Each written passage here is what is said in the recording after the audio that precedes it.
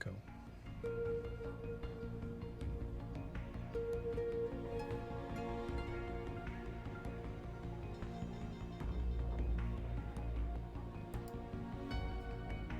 All right, hello everyone, and welcome back to day 3 of the 35th anniversary stream event from MGSR, celebrating the 35th birthday of both the Metal Gear release back in 1987, and of course, the birth of the franchise that we all love so much. We're back again here with the second part of our franchise playthrough. Yesterday we had a tournament. Now it's back to more high-level gaming. And what high-level gaming can it be today? Where we start with Metal Gear Solid 4, the Boss Extreme New Game Plus, and we have JosephJoestar316 and Sergeant Silent bringing us for the show here at the beginning. So guys, if you're ready, take it away. Hello everyone, welcome to day 3, as House was just saying, and we're going to be doing some MGS4 today. Like I said before, it's been a pretty busy weekend for me, but I got one of the best virtually behind me is Sergeant Silent. What's going on, Sarge? Not much. Ready for today. It's going to be a long one for both of us, and it's going to be a fun one for both of us. Good luck on the run today. Very excited. Yeah, I just find it very iconic that, you know, not only Sergeant Silent, for those that may or may not know, but he helped me learn Metal Gear MSX, which I ran in a tournament yesterday, as well as for SGDQ, you know, earlier this month. But he also helped me learn this game too. So it is, yes. Well, I mean, you definitely helped me with a lot of big chunks of it, which we'll get into that. But it is a pleasure to have you on comms again. So time's going to start when I load in this save, which is per community agreement, so I could spare you all the absolute pleasure of watching the 2.5 minutes of commercials. I mean, I know it's like, wait, I was looking forward to those 2.5 minutes of commercials, but we're not going to do that. So we're going to start in from the very first point where we control Snake, which is this save I got right here, and I'm on New Game Plus, which is indicated by the 7 stars on the save file, just indicating how many times I've completed it. And it's going to start once this finishes loading and I hit start. Alright, so it's going to start in 5, 4, 3, 2, 1, and go! Good luck. Let's see, I'm already off to a great start by crawling way too early, but that's alright. I mean, it happens. So, yep. So, go on. Well, I was just going to say, from now until when I reach the end of the street here is more or less prologue, not a whole lot going on. Except, oh my god, it's geckos! Geckos? Oh yeah, that alert you heard, by the way, that's a freebie, that doesn't count. So I know a lot of you put no on the big boss bet, which I may or may not have been looking at before we started. But fun fact, if you do get spotted by the geckos, I didn't know this at first myself, the alert does not count, so that is the one only time you can get spotted without paying the price for it for the big boss rank. However, if you do die in there, that still counts. But yeah, yep. So for anyone who doesn't know, the big boss rank in this game is considered relatively difficult to get. It requires 0 alerts, 0 kills, 0 rations used, or 0 recovery items at all, but usually that is rations. You have to beat the game in under 5 hours, and you have to beat the game on the hardest difficulty, which, when added together collectively, is very challenging. This game doesn't have a ton of RNG. Most of it's deterministic. There is a few little bits here and there.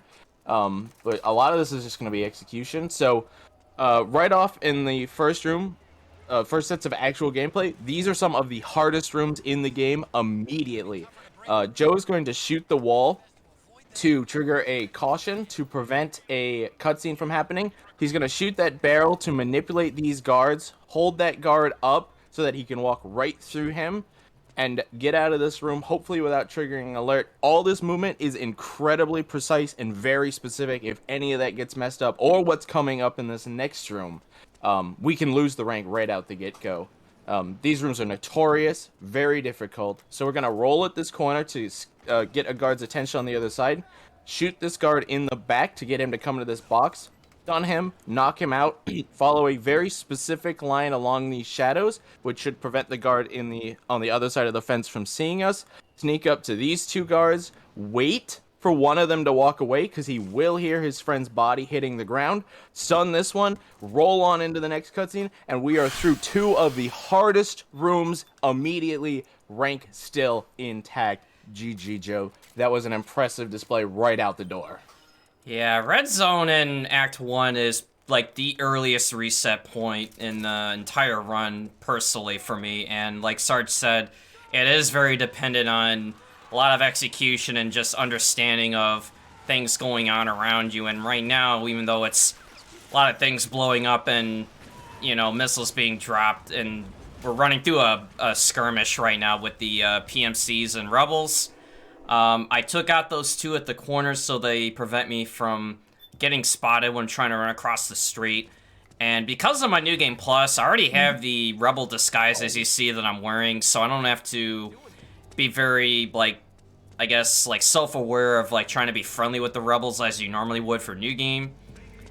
Because they just see you as a hostile off the bat, unless if you, like, help them win by taking out PMCs, give them rations, things of that nature. So the beauty of New Game Plus is I have my German point, I guess, stash of, you know, the in-game currency for the shop items that you can get. I have that already, like, acquired. I have all the items I need. I have all the chaffs I need farmed up. So there's not going to be this abundance of, like, collecting things in-game, or taking, like, side trips to, like, collect weapons and items to, like, you know, get them refunded as driven points. So we won't be doing any of that.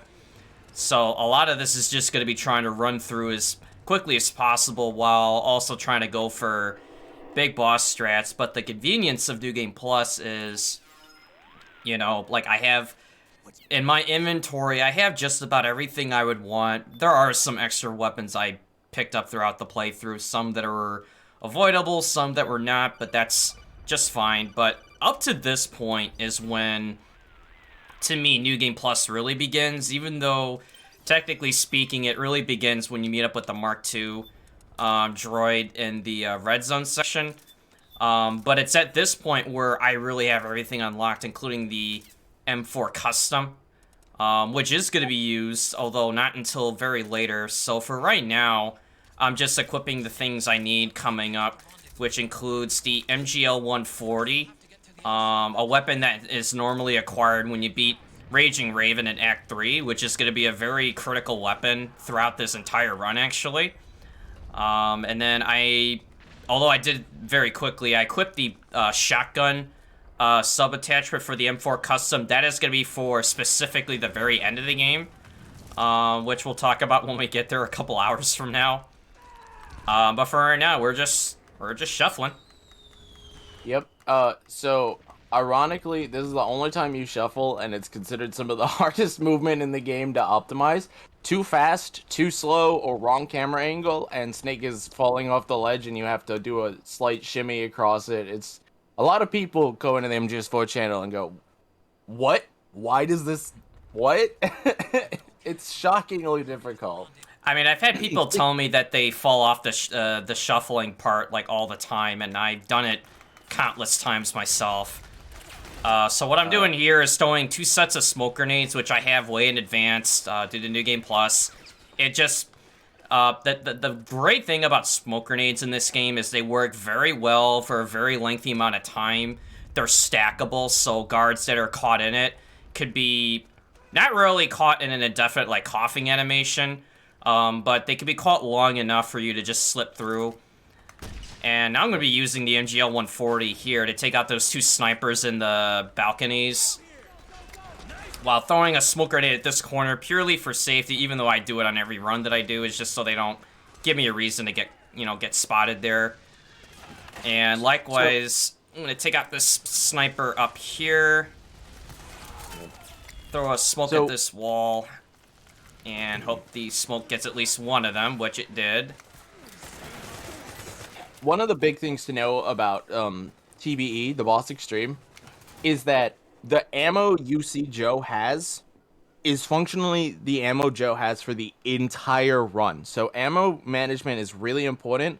For any gun that's blue, what he comes in with is what he has. You cannot buy more of that kind of any non-lethal ammo during the entirety of this playthrough. So, like I said, what he has is what he has to use or find in the field. You can always buy more red, but going into Drebin's shop, which is a mechanic that exists in this game, is something we're going to avoid doing, if at all possible, because it's relatively slow. But, you know, if something happens, we might need to go in there. We're also going to equip probably the most controversial item in this game, the Big Boss face camo. The face camo is unlocked by beating the hardest, or the game with the Big Boss rank, which is our goal of this run. What it does is it automatically fears any soldier who sees you within a certain range of you, or if it is a special soldier called a frog, which is about to come up, it will cause him to go unconscious. And the cool thing about this frogs fight that we're in is the whole thing is basically one giant alert state, so it's impossible to get an alert during this, and we're going to take advantage of that and really utilize all of our tools here, because this is functionally the first boss fight of the game. It's very intense. A lot of these movements that Joe is making, he is moving to this place and using this item and doing this thing, like putting that sleep gas satchel on the store back to back to back in a very set time, because even the slightest mistake can cause all of this to go south. We got good RNG here with Meryl going in first. The name of the game is take out the frogs as quickly as possible, but also control Meryl and Rat Patrol Team 01. The best way to do that is to shoot them, punch them, stagger them, whatever.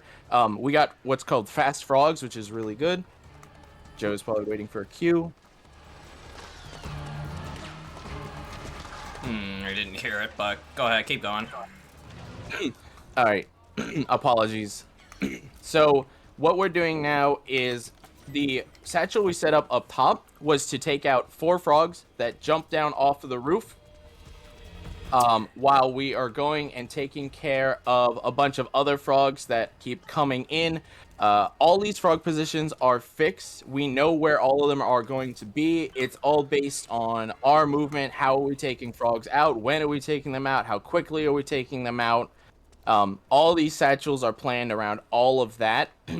So now that the first wave of frogs has been taken out, we're waiting for Meryl to say contact, which is going to tell us that's our audio cue to activate our satchels that we set up previously. That's going to instantly take out a set of frogs. We're going to move into a position to immediately take out the next set of frogs. And we want to do this because frogs is actually really mean, where if you take too long to take out a set of frogs, more frogs will spawn. So that was a very good, what I would call phase 1.2 to whatever you want to call this. All those frogs instantly taken out. Incredibly nice sleep gas satchel placement there. Took them all out. And you got the ones on the roof too. Yeah, the only thing went wrong with the rooftop spawn is that they were late, so even though I did eventually get them, it caused other frogs to kind of reappear on the first floor, which is not the end of the world. It's just not as optimal. And then right now I'm just planning another set of satchels for the next section coming up, while I'm gonna wait for them to kind of hunch up together. I'm gonna hit Johnny twice so he doesn't go through his whole, oh no, I gotta go to the bathroom spiel, and oh, I just got hit pretty bad there, but that's alright. We're just gonna run off to here and just kind of take a little nap, recover some HP. So that is a cool mechanic of MGS4. I think it was introduced in MGS3, but MGS4 really capitalized on it. If you have 0 of a meter that's called the stress meter in this game, and you're in the shade, you can just lay down and slowly recover HP. So Joe set this up so he knows what is coming up, and he doesn't have to deal with any of those frogs there because it's a fixed cutscene that you can't really speed up. So it's better for him to go get his HP back and then run into this room and immediately start fearing all of these frogs. Activate those satchels that he placed earlier. He's only going to activate, I think, 3 or 4 of them. That 5th one he placed is very, very important for later. And then we just have to make sure we take all these frogs out. Now, your HP, or more the bullets that the frogs fire at you, is really I missed one. Unfortunate, but that just comes down to sleep gas satchels not working. Yeah, I got hit by a grenade. Yeah, sometimes I can get hit by a grenade as I'm trying to get into it. Oh, God. Okay, I didn't think I rolled that far into it to be able to do this, but yeah, so sometimes when you're going up to the edge of that balcony, I got hit by a grenade, which is purely random. It's just how the frogs come in as I'm waiting for them to file in for the mass to kind of do its job, but because I got hit by the grenade, I probably did not detonate one of the satchels fast enough because they all form in at that corner, like Sarge was saying, so I could use the satchels to its full effect, but hey, don't you yell at Johnny, he's doing his best. No, that's just my joke at Jonathan just yelling at Johnny. There's a couple strats to do what just happened, but the most important one is that we land on Jonathan there, because that for some reason skips the trigger and causes this bulldozer to immediately come in. So Joe's gonna throw this smoke, which is gonna cause these 4 frogs that are jumping in to start coughing right out the get-go. And he activated that satchel either right before or right after he threw that. That last satchel he placed actually knocked 2 frogs that spawned on the upper floor out immediately. Credits to Sparty for that strat. And then right there at the end, we punch Ed, or really whoever's in the door. I've never seen that smoke strat before. That was really cool. Because Meryl's the only one that matters. Once she's in position, if the rest of them are counted as busy, then the scene just progresses. Yeah, the smoke thing is something I did on accident one day when I was just waiting for them to go into the room. And if you catch all 3 of Meryl's teammates in with the smoke, and if Meryl's in the room with you, then it just bypasses that idle trigger, I guess. And it does save you a bit of time. It doesn't always work because it depends on really when they start running in. So sometimes you can get lucky when you throw the smoke. Other times I've gotten like maybe one of them only, and then I have to like juggle the other 2, and sometimes it doesn't work out very nicely, but it does save you a little bit of time if you do get them. Nice shot. So this cutscene here is probably the biggest bane of MGS Forerunners in Act 1. Please help us skip this cutscene. Right now, we don't know how. There's just this giant invisible trigger we cannot find a way around. It's like, what, 45 seconds of just sitting here watching a tank come in. Yeah, there's just no way of skipping it. So I'm gonna shoot out this guard up in that window, and then I'm gonna throw these set of yellow smoke grenades that I just swapped out. And this is part of the benefit of running New Game Plus, is you get these like emotion type of items made available to you, both in tranquilizer form and in smoke form. And the yellow ones, as you may hear in the background, it makes them laugh. Yep. Alright, I'm gonna throw the last one there, and we're good. Nice. I mentioned MGS4 has it uses what they call the emotion system. That's like the actual in-game terminology and in-engine terminology. Basically, there's 4 emotions in this game. There's cry, fear, anger, and joy. I don't really know what you call yellow. It's laugh. Each of these emotions influences the battle differently. Laugh doesn't really matter that much. Joe uses it because he needs another kind of smoke grenade because of how many he uses. Sleep is very important, which we'll get to later. Fear is very useful, which we'll get to later. And I believe we want to avoid anger for the most part because that can be very bad. Yeah, I tend to use the yellow and red smokes first because of their... Well, they do provide some kind of use in the run, but the blue and green, you know, the sadness and fear, they are very useful, especially the blue smokes, so those are used last. So I'm just trying to take out these guards. Some in advance. That one I'm just gonna hit him once so it can kind of buy me time to get up here.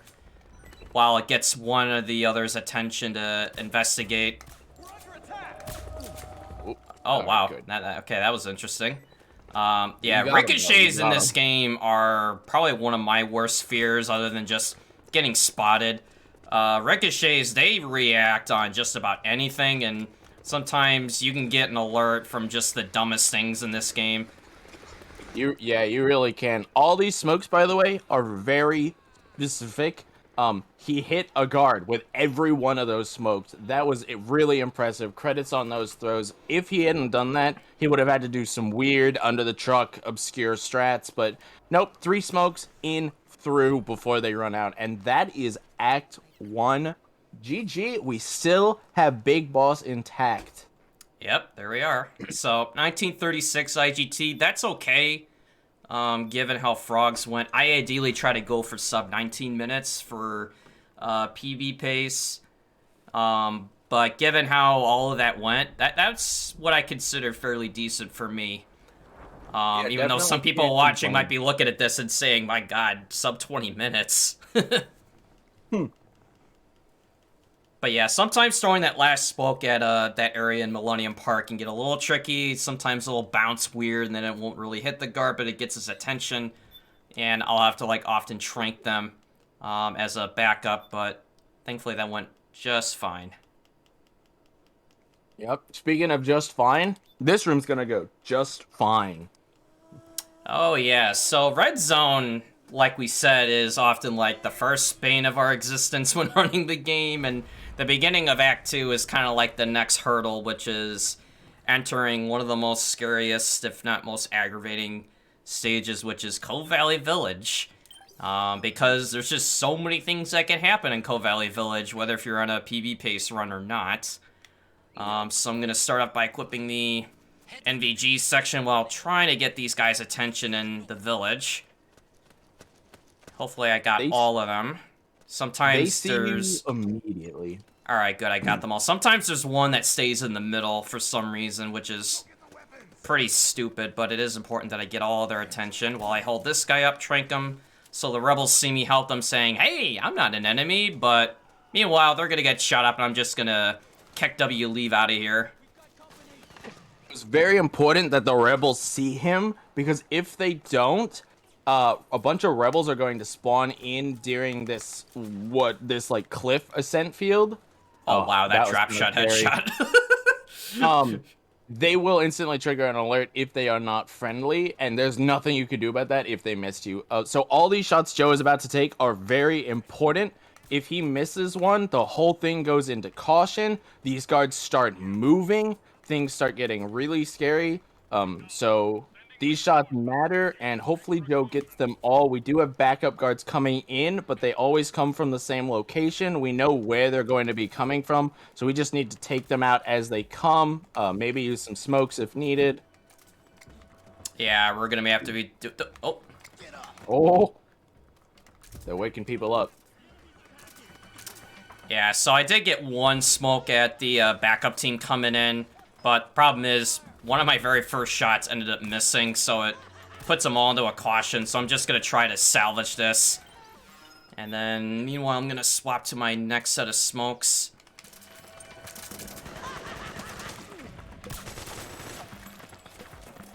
Now it's just the backup team, right? Oh, that guy over there. This section is what makes Cove Valley hard. The first section sucked. This is the hard part. Okay, I think I got him, so I'm just gonna trank him just to be safe. Except there's another backup team coming in.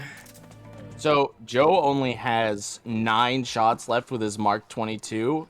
That is pretty low, but it is manageable. We just have to make sure we get all of these shots. Alright, there's one more back there.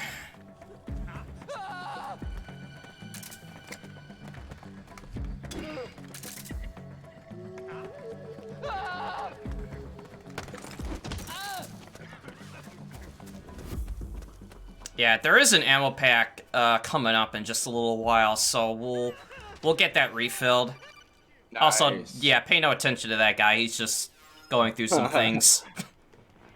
Ooh, That was the scary room. With that out of the way, whew, we should be good. Yeah, that part of Act 2 I probably hate the most other than the village. It's just, one caution at the wrong place at the wrong time could just make it really grueling just trying to get through. But thankfully we're over the worst of it. Yeah, nice recovery there. Nice recovery. Alright, so I'm gonna trank this guard coming up over here. I mean, he can see me if I just kept running. So I'm just gonna hit him twice. I don't know if we talked about, like, the effectiveness of the tranks themselves. Obviously, headshots are the most ideal, but in situations where we either can't or it's just in a panic, I guess I would call it. If you hit him with the trank once, there's a delay. It's about, I don't know, maybe like 10 seconds or so. I never really timed it. A double trank, it works really fast in this game if you just hit him, like, in the limb or in the body. In other games, like, hitting them, like, outside either the abdomen or the head for, like, that quick insta trank is really slow, so it's actually really good in this game if you just go for, like, a quick double tap with the trank, and it takes them out within, like, a few seconds, which is really good in situations where you don't have the time to go for a quick headshot. Yeah, tranks are incredibly powerful. Trank smokes. This game was really built around the multi-segment non-lethal approach, and it shows in how the weapons play. Okay, so this is Power Station. I don't know if this is considered a hard room, but I personally detest this room. Basically, these guards are going to perpetually spawn, so the goal is to keep them all occupied without knocking any of them out, so that they're all busy while we can just casually walk up and through. Now, there is a chance, depending on how these guards went unconscious, that a guard comes spawning around this corner. Thankfully, he did not. And we are through Power Station. That room looks easy. Those guards can see you from a mile away. Yeah, I actually took that really safe because sometimes what can happen even when you're throwing the emotion smokes at them is, like, while they're coughing and you're waiting for the emotion effect to kick in, there's a moment, like, if they're, like, facing at you while you're waiting for it to kick in, there's a moment where you can actually get spotted for, like, a fraction of a second, and then the alert goes away right after, and even though if it disappears on screen, if the alert happens... Okay, I was actually unsure if I hit him. Yeah, so that alert will count no matter how quick or it may disappear, so I was just playing it really safe there.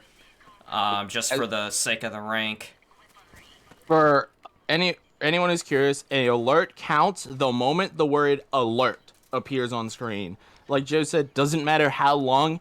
If the word alert shows up, that's an alert, period. And on this difficulty, these guards are mean. They do a lot of damage. Sometimes they'll see you from halfway across the map. They can hear you through walls.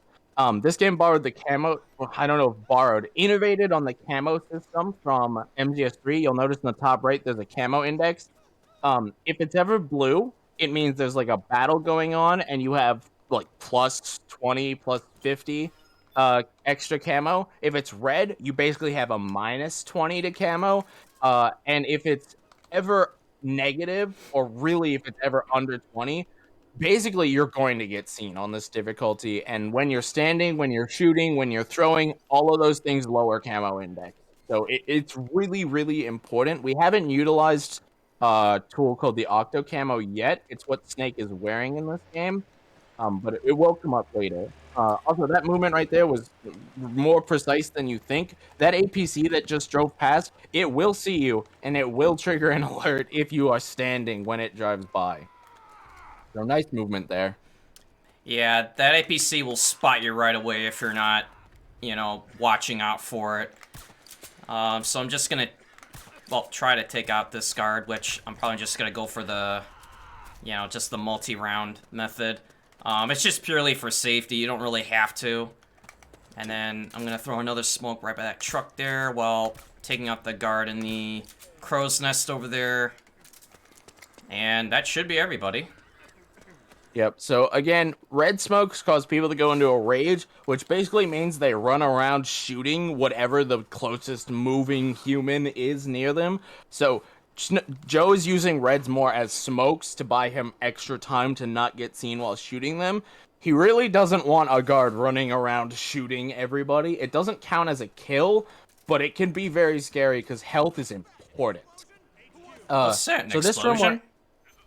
This room we're in is actually also pretty precise. That explosion we set off right out the door gets all of these enemies' attention, makes all of them but that shotgun guy at the top look away.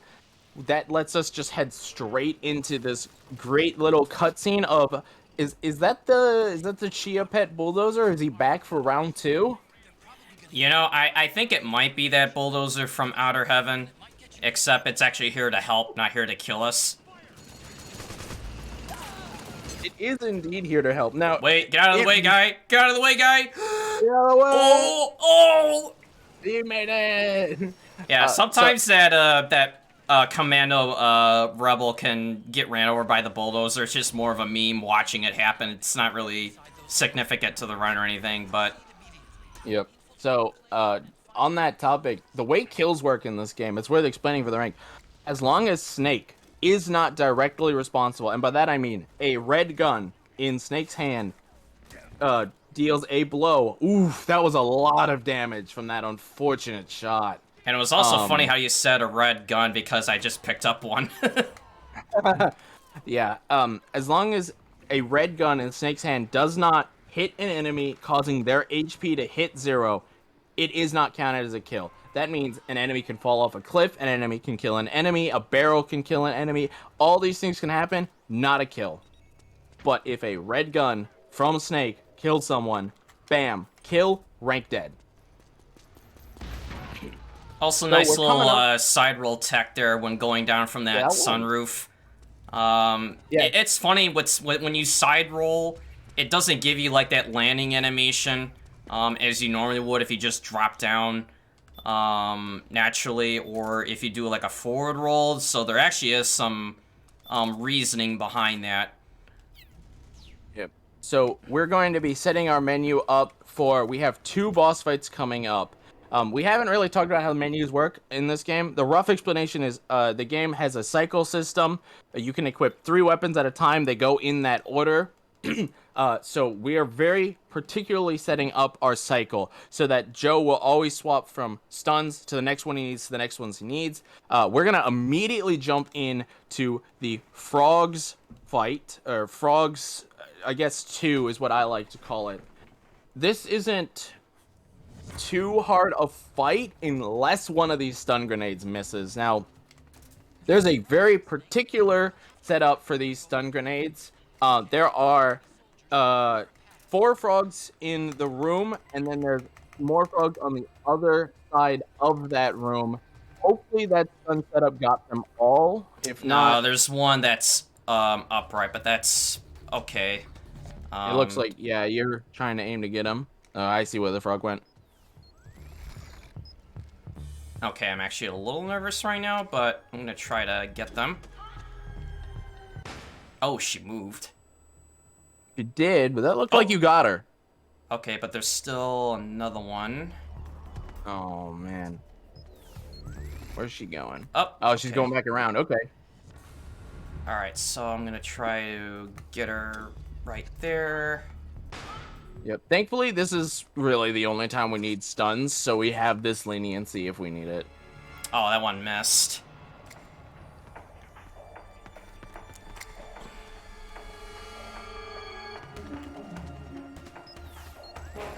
Okay, she's in that same room as the other one, so I'm gonna throw it again. Nice, that should hit her. Yep. Right at her feet. Yeah, nice. So that was pretty bad in my standards for starting that, but that's all right. So, the way this frog works is we're gonna actually sit in a particular spot that's gonna manipulate these spawns. 3 waves of 2 are going to spawn, and because Joe just plays sleep gas satchels, he just sits here, wait for the frogs to spawn, knocks them out, knocks them out. Now there's one more wave coming. You only had 2 satchels. I've never seen this strat, so I'm interested. Oh, just a stun? That works. Yeah, it's a small price to pay for doing the 5th satchel in Act 1 that I did earlier, but if you just time a stun when the last 2 show up, then it'll get the job done. Just a little bit of finagling with the items. Yep. Now, he does have to get the frog's attention immediately, or they will take off, and it will become even worse than the last frog that got away. Frog management is very critical in this run, especially if you want to keep the rank. So right there, we're going to hit a trigger for the next octopus fight. You want me to explain this while you focus on the fight? Yeah, go for it. All right. So right out the door, octopus is going to attack us in beast form. This is New Game Plus. We have the railgun, which you normally get from the Crying Wolf fight in Act 4. We're going to charge it up and immediately hit octopus for a ton of damage. So in New Game Plus, we only need 2 weapons, well, 3 weapons technically, because the operator takes those bombs out.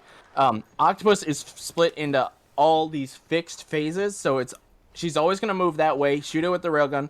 She's going to move to hide in a position. She's going to hide in the dummy of the picture. She's going to turn into the Mark II, and then we're going to sit in this particular spot and see which RNG we got. Good phase skip. Nice.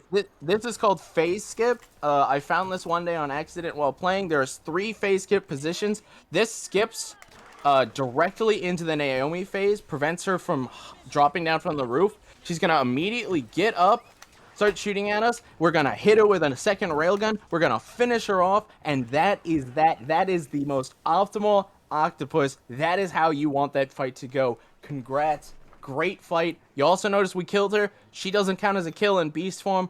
That's awesome. Yeah, that went as well as I hoped it would, so that's a big sigh of relief for me. Yep. So now we're on the beauty fights. Basically, all you have to do for beauty fights on this difficulty, 2 fully charged solar guns to the face. Solar gun is a fun little Easter egg that is only available on New Game Plus. You get it by non-lethaling the beast form and frogs fight of all 4 bosses, and again, frogs, then collecting a statue. It lets you non-lethal beauties on this difficulty in 2 shots. It's very useful. We also rolled away and then laid down. That manipulates the beauty into laying down. Otherwise, she'll just play dodge fest with us, which isn't very fun. Yeah, so when they're crawling, they can't dodge incoming fire, which on New Game, I think you would use the V-Ring Shotty of the either a shotgun or the shotgun attachment of the M4, as I think it's more commonly used. So the solar gun is a very crucial weapon for New Game Plus. So if you're ever running New Game Plus, even if you're not going for big boss strats, it's a very valuable weapon to have. And like Sarge said, you would have to unlock it by beating both beast and human form of the, main bosses in the game, which the first 2 are very rough when it comes to that requirement. So it's nice because you don't have to do it all in like one go. You can do it across multiple attempts and, playthroughs, as I found out, which made it easier. But coming up is going to be a few hurdles we're going to have to overcome, which is first running past this guy. What a hard enemy to dodge. He could smell you, by the way. You are about 50 meters dead ahead. I don't know, man. I showered before the run, but apparently Snake didn't. But that guard right there does not show up on the solid eye radar. I just memorized that he's there.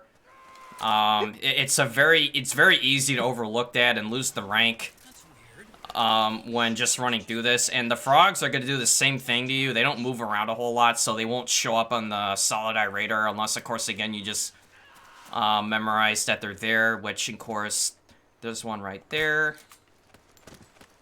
And there's going to be another one around this corner down this little pathway here on this trail. Yep, TBE gets pretty mean and puts enemies... you have to beat the game once to unlock TBE, and then TBE comes up, and even if you played on the hardest difficulty available, says, I'm going to introduce like 3 enemies that weren't there before, just so you run into them and lose the rank. They must have gone separate ways here. Nice. All right. I wasn't sure if that hit him or not. Yeah, I mean, that guy, same thing. I mean, it's unless if you know he's there. He's like all these enemies that appear, like they're pretty consistent, right? So Yep. It's just when they're in caution is where things can get pretty interesting on their behavior. But when it's in, I guess, like default, It's just memorizing where they are, which is a big plus in a game like this. Yep, guards in this section aren't really patrolling. They're basically waiting for you for the most part. By the way, this section, if anyone's curious, you're supposed to be using the Solid Eye to follow Naomi's footprints because Naomi's been kidnapped more or less. But it's a fixed path that's always the same. So you don't need the Solid Eye. You just memorize the path, take the same path every time, and you go through it. And now, this section... so you see that nice big shiny gun? Can't use it. It's not over if you touch the gun, but if you fire the gun at an enemy, these enemies die in one hit. Period. So even the slightest misfire will kill a guy. So that's why we're gonna use the solar gun here. Solar gun is our best friend for this room in particular. You'll notice Drebin hitting all these guys. None of that matters. Snake's not killing them. Drebin is. This is not a kill on our record. There are strats to take out these mech guys really quick, but when we have to sit here charging the solar gun and making sure we're not getting grabbed, making sure we're not killing anyone.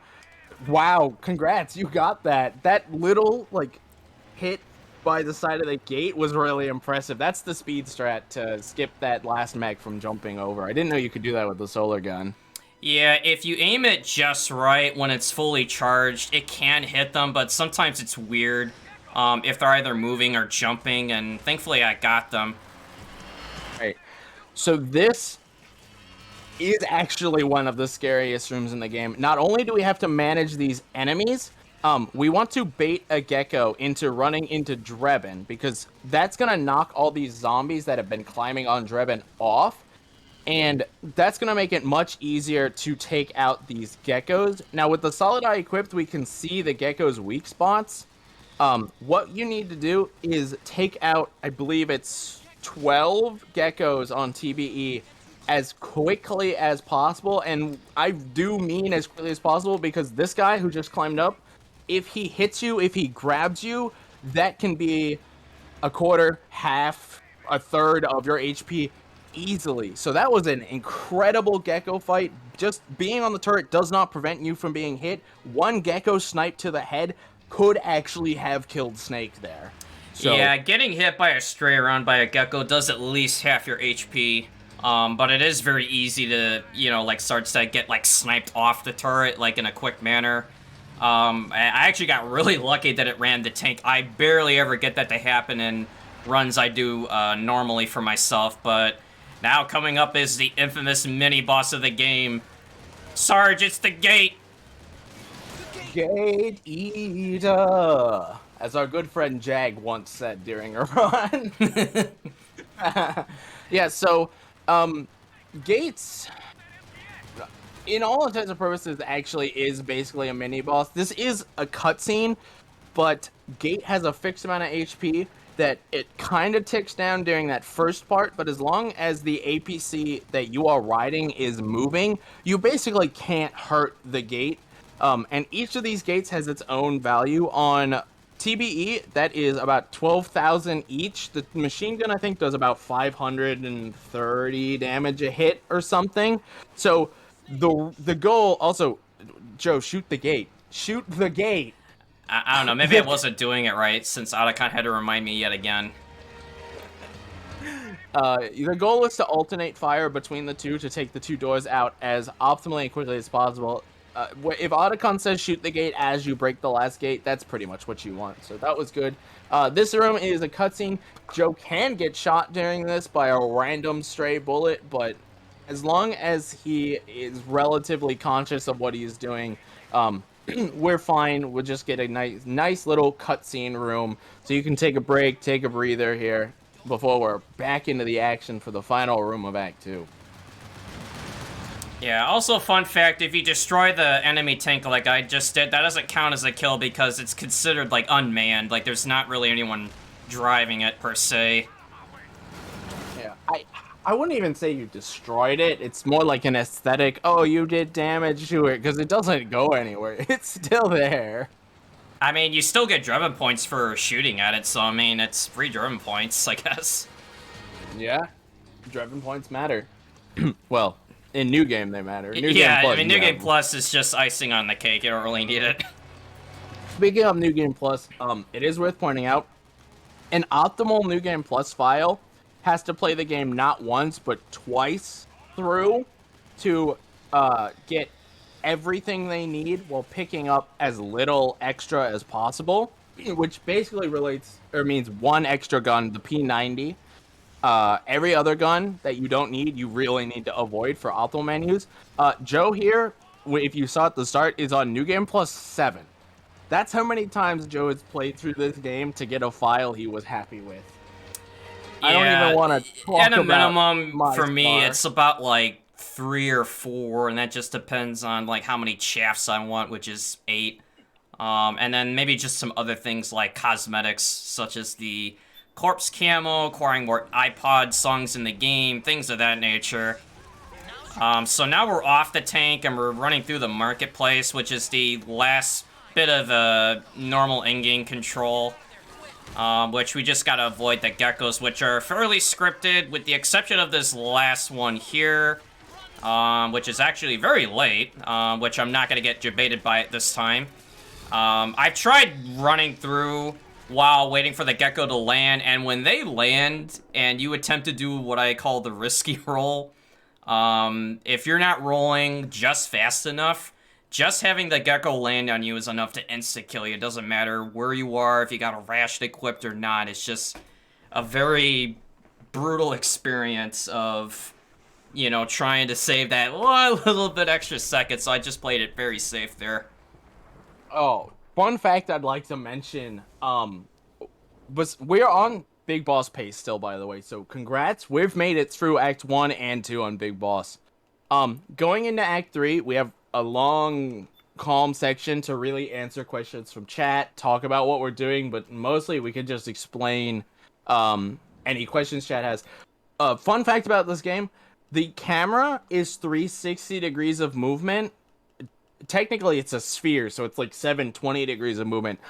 Snake's directionals is 8-way.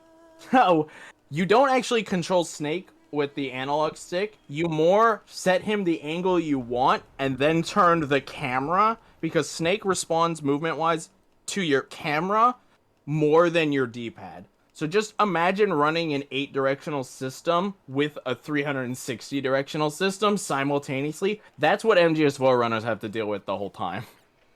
Yeah, and especially since I'm running on an adapter for my PS3, which I'm playing with the DualSense right now, and the adapter just makes my life easier so I don't have to deal with DualShock 3 shenanigans. Although running with a DualShock 3 is fine, you know, there's actually some benefits to it. But in most other cases, I just prefer to use a controller that I get a better feel for. Or actually, no, wait, I needed that. My bad, so we're gonna quit this. I'm just setting up for, like, the very end of, what's gonna be Bike Chase. But for now, this is, like Sarge said, good time for Q&A while I just, you know, play some songs off the iPod, because there are some pretty, you know, grueling sections of this where we're just kind of waiting. Yeah.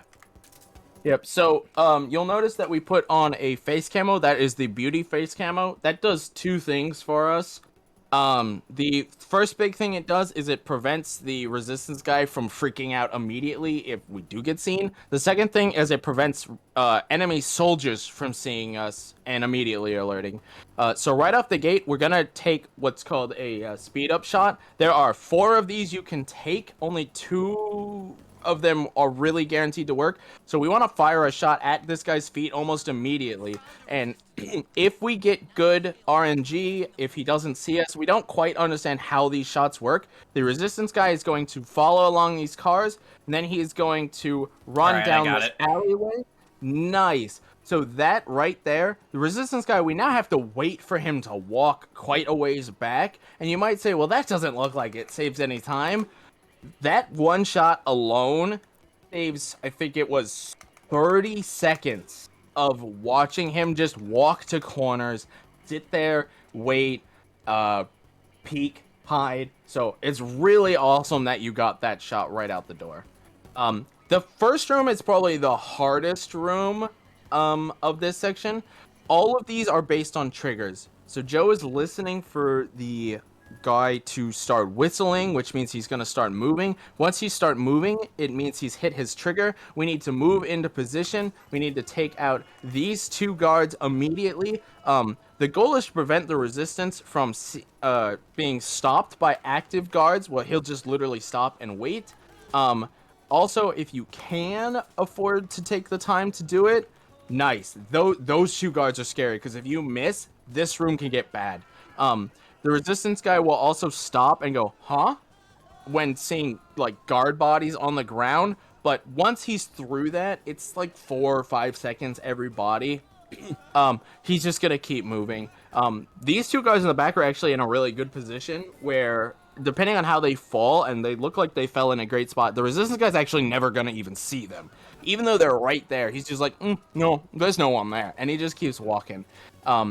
That was the scary part of this room, just the very beginning. Now, there is, at the end, 2 very important guards that do need taken out, or we're going to lose, I don't know, 1.5, 2 minutes, depending on RNG, but they're not that bad as long as the resistance guy is behaving. Yeah, and I'm just looking at a few of the questions in chat while we're just moving along, and I play on default sense for the game for everything.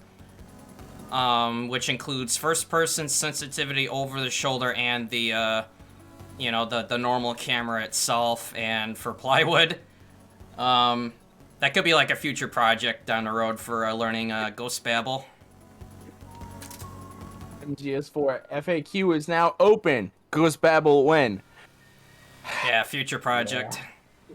Yeah.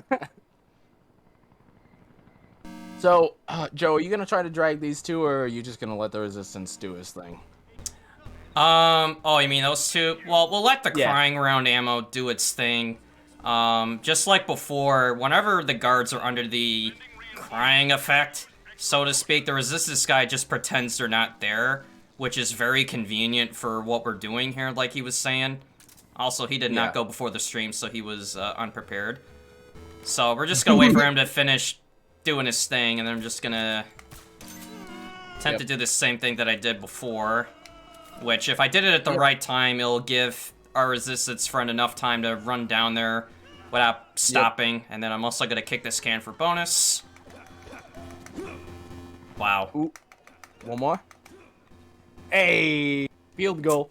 Oh, yeah, that's disappointing. I was expecting it to go a lot farther, but you know, it's all right with what we're doing today. We're not really super optimal, but we're having a good time. And also, I felt like I've heard this song in the background before.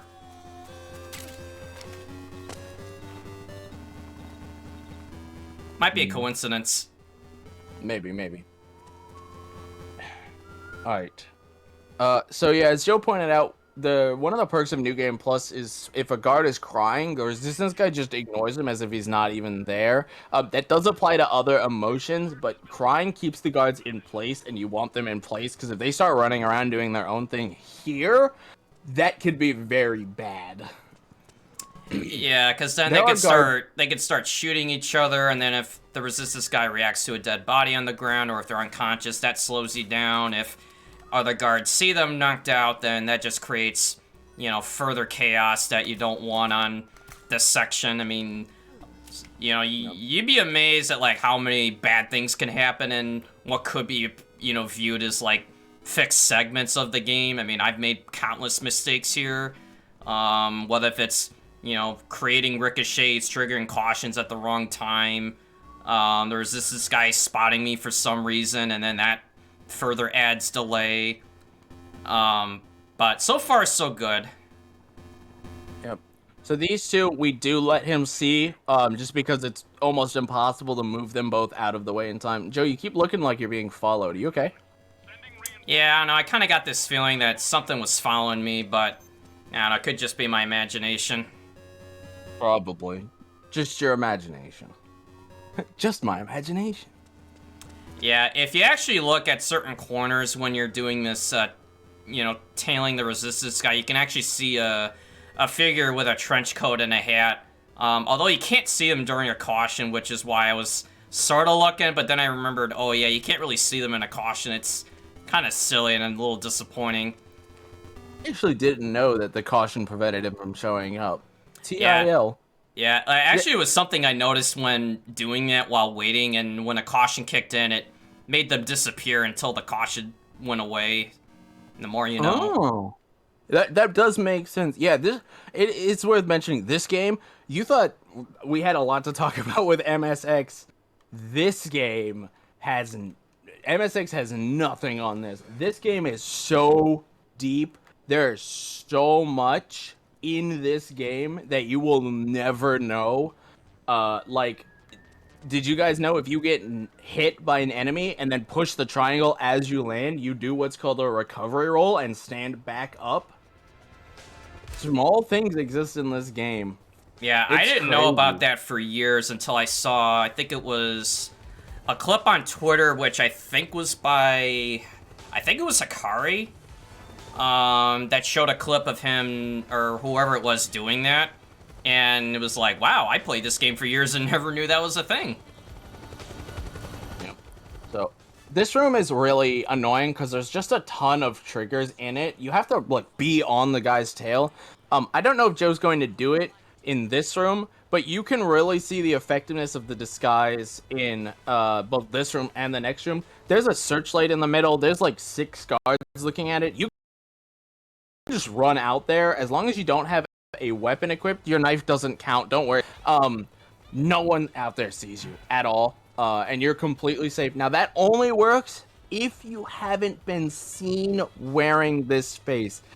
That applies to both caution and alerts. If you've been seen and triggered something wearing this face camo, this all goes south real quick. You can change face camo and it still works, but you basically completely nullify the effects of the face camo if you get seen with a weapon out. And that means walking, running, not in this pose. Joe can actually have a Mark 22 out in this pose because Snake keeps it in his pocket, and walk in front of a guard. But if he's seen running with it out, that triggers an alert right there because there's a gun in your hand. And you're not supposed to be outside right now, though, you know, the way the guards work is a little misogynistic.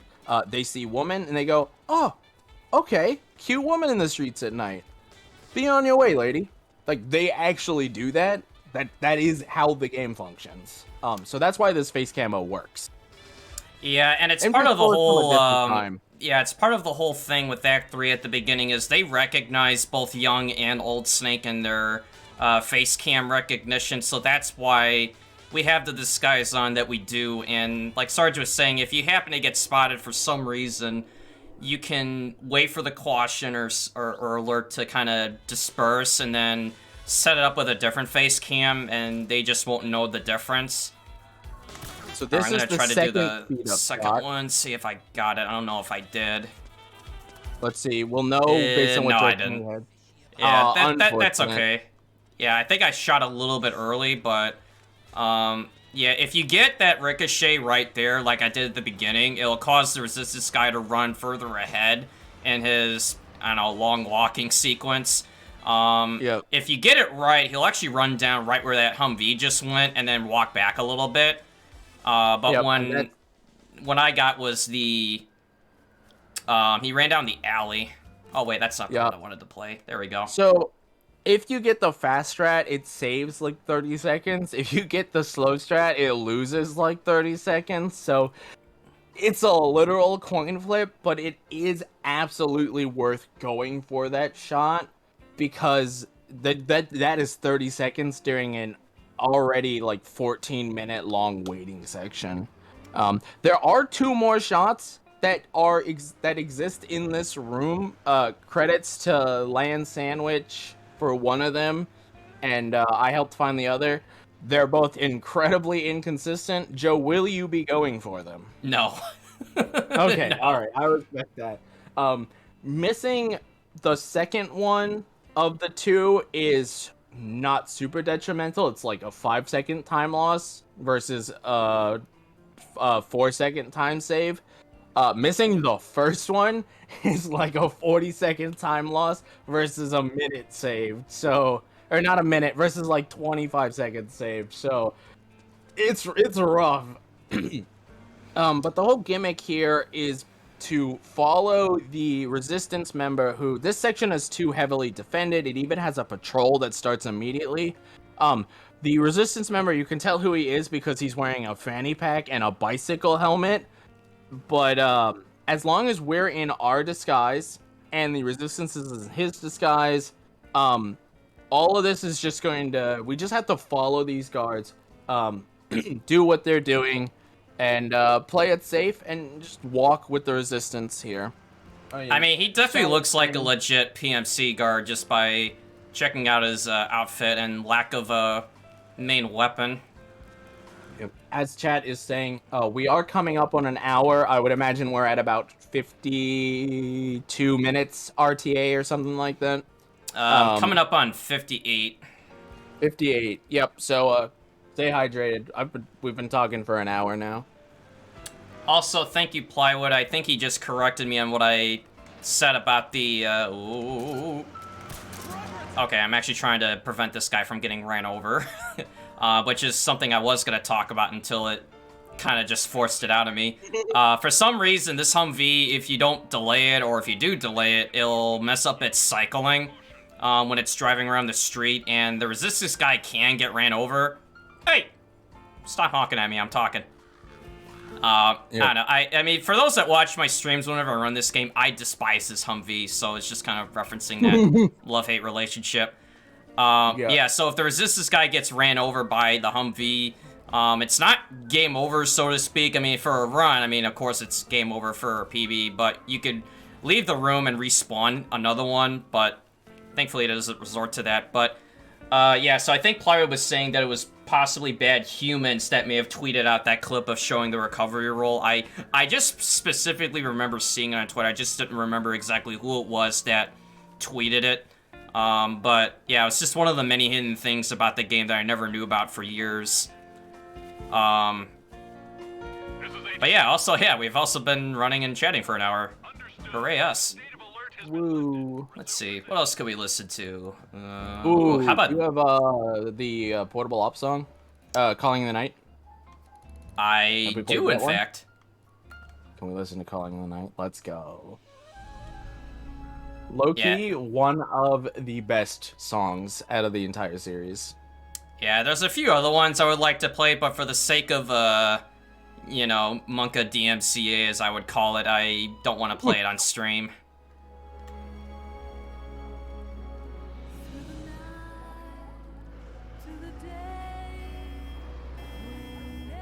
Yeah, that's fair, because you do have tracks like, The Best Is Yet to Come in your iPod. You do have Snake Eater, but all of those are gonna get you grabbed. In fact, we don't even need to play iPod music to get DMCA'd Konami will sometimes DMCA you for the final boss fight. I've even been DMCA'd for a track that's called, quote, Raiden versus Vamp. Why can they DMCA you for that? I don't know. Yeah, the only thing I recall whenever I uploaded YouTube runs of this is if I played Best Is Yet to Come for sure. I know in MGS3 it would be Way to Fall that would flag it if I don't mute that part of the credits. Or just play something else in that like segment. But thankfully this one is not one of them, so we get to enjoy it to our content. Yeah, this song is a big Pepe Jam. Sing it instead, says chat. Can't get a DMCA if you sing it, right? Yeah, I don't know if that's a bait for either one of us to start. I'm not gonna try. My voice is going to die. I have to do a lot of comms today. I can't sing. Alright, so we're coming up to the end of the resistance section. He's just gonna quickly run off to the side in this alley here and just ditch his discount PMC outfit. And I have my other weapons equipped that I'm gonna need for Bike Chase, which is, for me, regarded as the scariest part of the run in its entirety when going for the big boss rank. So I'm also gonna equip these rations on backup just for the sake of this run, although I pray that I won't have to resort to using them. We cannot use a single recovery item and the bike chase can just be bad RNG with your bullet just missing, and that could do us in. So here's hoping that this works. A lot of these shots, a lot of these grenades, everything Joe's going to be doing is going to be very precisely timed to minimize the amount of damage that he takes during this segment. There are some strats to mitigate it outside of just using weapons, but a lot of this is just pure memorization and skill. So RNG, you got this, Joe. Yeah, really the biggest thing is survivability here, and then secondary is just avoiding accidental kills. Since there will be some sections where I'm going to have to fire at barrels. And this is also a section where I'm going to heavily rely on auto-aim for parts of it. Trying to aim with the... Well, really aim with anything that's non-automatic, I guess, is really difficult during this. So the auto-aim's going to come in very big handy here, especially for the MK2 that I'm going to rely on, as well as the solar gun. And so, like Sarge said earlier at the beginning of the game, kills will not count when using barrels against the enemy, which is very useful here. Also going to try to shrink that guard, which I can't, so I'm just going to ignore him for a moment. I'm going to shoot that barrel there, Good, I got them both. If you're a little bit late, one of the two guards in the middle of that street will not get hit, so you'll have to shoot that other one off to the side as a backup. Thankfully, I got them all. The devs were actually really nice with their placement of barrels. Like, they intended you to use these barrels to take multiple guards at once. So we can get shot here. Wow. Nice RNG not getting shot going into that loading zone. Yeah, I mean, there's so many places where you can get hit where you either expect it or you don't, but here I'm going to use the solar gun to take out as many of these guards as I can, which again is minimizing my risk factor of being hit, which thankfully I didn't, so that's very lucky. And especially you want to take out Humvee turrets. They do the most damage. You have to treat them like the geckos in Act 2. If you get hit, that's half your HP at least. Yeah, and hope they don't headshot you, because they could headshot you. Yeah, and then the PMCs, MK17s, assault rifles, they do hurt. And same with the P90s for the frogs. They may not hurt, like, individually, but when, you know, stacked up, meaning there's, like, multiple firing at you, I mean, P90s can melt you on TBE, like, just like that. Alright, see if I can get this. Oh, I did get him. Nice. So I'm going to swap to the MK2 auto-aim again, which I'm going to shoot these guards while in midair, which the nice thing about even with the manual reload, if you swap the weapon around with the item rotation in your inventory, it'll kind of bypass the manual reload, quote-unquote. It won't do the quick equip item refill or ammo refill like in past games, but it allows you to, like, multi-spam that gun in slow-mo sections like that, which is very useful. This is a very scary section. Joe has to make sure he gets all of these barrel shots and not hitting a frog. So, we got this.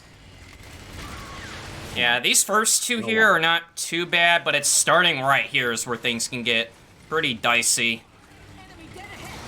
You know, it's just one of these things where you're expected to get hit, like I was just now.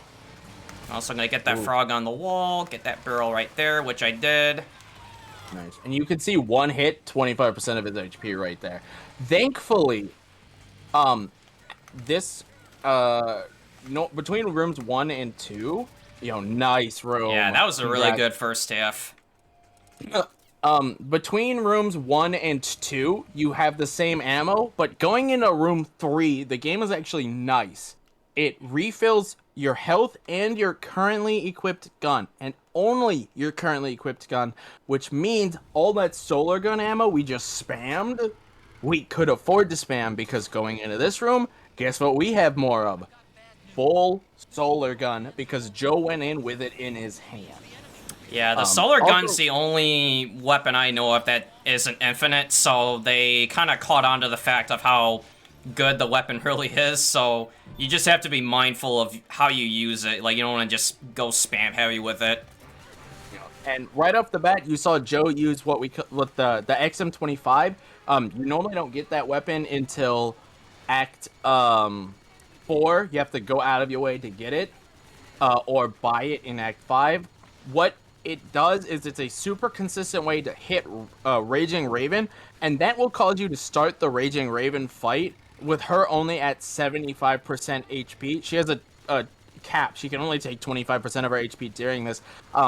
But that is actually super critical for a one-shot strat that we're going to do during the Raven fight. So it is worth taking the time to menu in that XM25, hit Raven, and then for the sake of Big Boss, menu it back out. So now we're coming up on guards.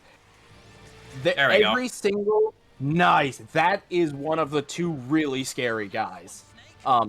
Every single Humvee at this point, except for one, will hit you. Like the whole segment is roughly scripted. Some guards will never hit you. Some will always hit you. So that Humvee, this Humvee is really important you get. Damn, you are on par with these shots, Joe. Yeah, those first two are not as bad for me, but it's what's coming up in a little bit what can be really scary. Also, this is not counting as a kill of what I'm doing, right? No. Oh, yeah, never mind. Yeah, they ran into the thing. I had nothing to do with it. Yeah, this pincer coming up here where there's two Humvees that try to cut you off is where it can get pretty scary. So I'm just going to try to get one, get the other, and I did. Wow. Nice. So that is really hard to do, by the way. The left one will actually follow Snake and hit the truck that he just passed, which will explode. The truck exploding on you will do more damage than the Humvee hitting you, or than the bullets hitting you, because the gun's bullets will actually never hit you, but that truck will explode and can do up to 75% of your HP. Yeah, I mean, I almost treat that as almost like getting hit by a Humvee turret. It's just really bad. Yep. So one last slow-mo section. We're back into the frogs.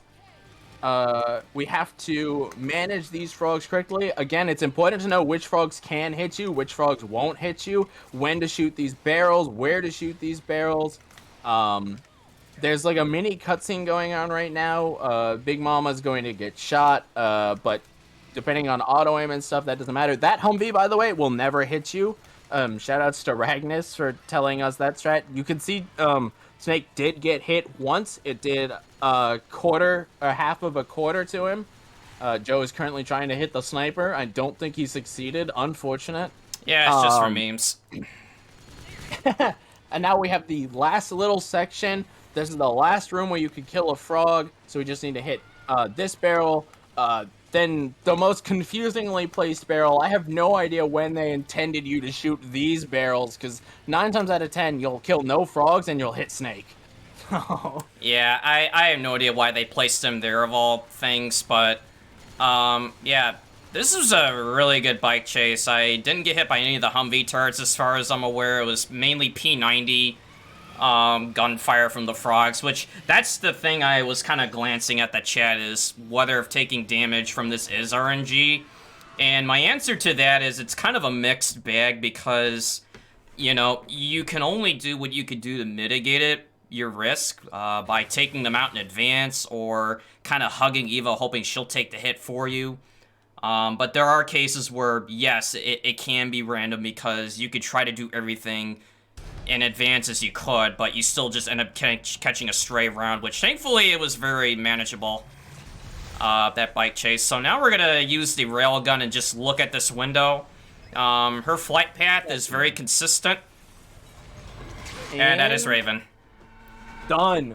So there is a faster way to do that, but it's more or less considered multi-segment only. So that's the RTA viable one-shot. You can actually kill Raven at full health with that shot if you get a headshot, but it is super inconsistent. So that's why we use the XM25, lower to 75%, and then bam, she is done. Yeah, I think I only ever got the insta headshot one like once, and then because I found out like how hard and inconsistent that is to even do that, is where I think you told me about this faster way of, you know, doing this, and once I got into that, it's like, man, No more praying for the headshot anymore. So that menu we just did there was actually to set up for Chapter 4. Chapter 4 is a bit of a weird one, the way the menus work. All of these menus have been really scripted out. We know what we need, when we need it, and where we need it. We want to do the minimal amount because MGS4 has this really annoying system where there are weapons it wants you to have, it forces you to have. If it's not already in your thing, it will put it on something that you wanted. So these are all very scripted out. And this is the second longest segment of cutscenes. It's like 10 cutscenes in a row that you have to just optimally skip. Skipping cutscenes is as easy as pushing start, holding up. You are on 0 kills. This is still big boss pace, by the way, guys. Yeah, so for PB pace, I'm behind by a couple minutes, but given everything I just went through, I mean, this is going really well. And yeah, like Sarge was saying, you have to plan your menus ahead of time because the game loves the operator, it loves the M4 custom. There are some exceptions where it'll have the weapon or the last thing you had equipped, but there are some sections where, regardless of what you're holding or even if you're unarmed, it'll just equip the operator because it's just scripted. Even if the weapon's not in your current inventory, it'll replace one of the weapons for you for that. Oh yeah, we have a little bit of surprise. Even though we already saw it from Pazzo, of course, I'm not going to attempt to do it the way he did. Well, because for one, there's no webcam, so you can't verify what I'm doing. But we're doing the exclusive helipad NA% of MGS1. Wow. Yeah, so we skipped the docks and don't need the SOCOM. I mean, I'm just gonna run like I know what I'm doing, even though I got shot, so I'm terrible. I got shot again, and yep, dang, we made it in. I gotta practice MGS1 still, but fun fact about the flashback is no matter what you do in there, it won't count against you or with you. Meaning if you do it fast, it doesn't save you any time. If you do it slow, if you get spotted, killed, it doesn't really matter. It's just more of a nostalgia flashback, but I just do it fast for the sake of the run. The game, the PS3 system is literally being told to boot into its PS1 emulator and specifically boot an instance of helipad for that section, and that can really mess up people's capture cards when trying to play this game. Because IGT's not ticking during that segment, but when it kicks you out of the emulator, IGT is ticking again as soon as the emulator ends. And if your capture card is just sitting there going, no video, no footage, your IGT is ticking, you're losing it. And that has, I've lost a run to that, Sparty's lost a run to it, that just happens. Yeah, so, oh, okay, I forgot to swap that earlier, but that's alright. So we got we got the NV vision on, so I could just see where the heck I'm going, even though I don't have to go this way. I found out later that you don't have to go up on that cliff, but I'm just doing it because of muscle memory. But I have the Assassin's Creed Altair outfit equipped, mainly just for memes. Camouflage does not mean a thing in Act 4. You're dealing with machines now, which no matter how good or bad your camo is, you're gonna get seen if you make that mistake. Yep. But hey, look where we are. Shadow Moses. Yep. So this is gonna... Okay, that actually scared me why they do that when the chaff kicks in, wow. But yeah, go ahead. So this is where chaff grenades are finally going to come in. You might be asking, well, why didn't we use chaff grenades earlier? So TBE exclusively gets 8 or 10 chaff grenades, and you can only collect 10 per run, or more realistically 8 per playthrough of the game. You cannot buy chaff grenades ever. So you basically have to play through the game once to collect all your chaff grenades, and then you really need to micromanage to make sure you use all 8 of them. Since Joe only has 8, he's probably going to use every single one of these. If he had 10, he'd have 2 leniencies. But like chaff grenades are so powerful. It cannot be understated. Chaff grenades, the Mark 22 and smokes in this game are insanely powerful. This game was really, really designed for you doing multi-segment big boss attempts, taking your time, lining these shots up, making them count, and when they do count, they count. It is made to benefit that kind of playstyle. Yeah, and shafts are only acquired just globally spawned within the game. I'm trying to remember. I think there's only 4 locations like throughout each playthrough. One which is on the helipad of Act 4, which is probably what most people see first if they're not looking, elsewhere throughout the game. And I collect 8 because that's all that I need. You can get 2 more if you want. It just requires a whole nother playthrough, but 8 is enough for like 2 playthroughs of running this for New Game Plus setup. For speedrunning, and 8 is what I'll use. So we had a question about the costume you're wearing, Joe, if you'd like to explain that.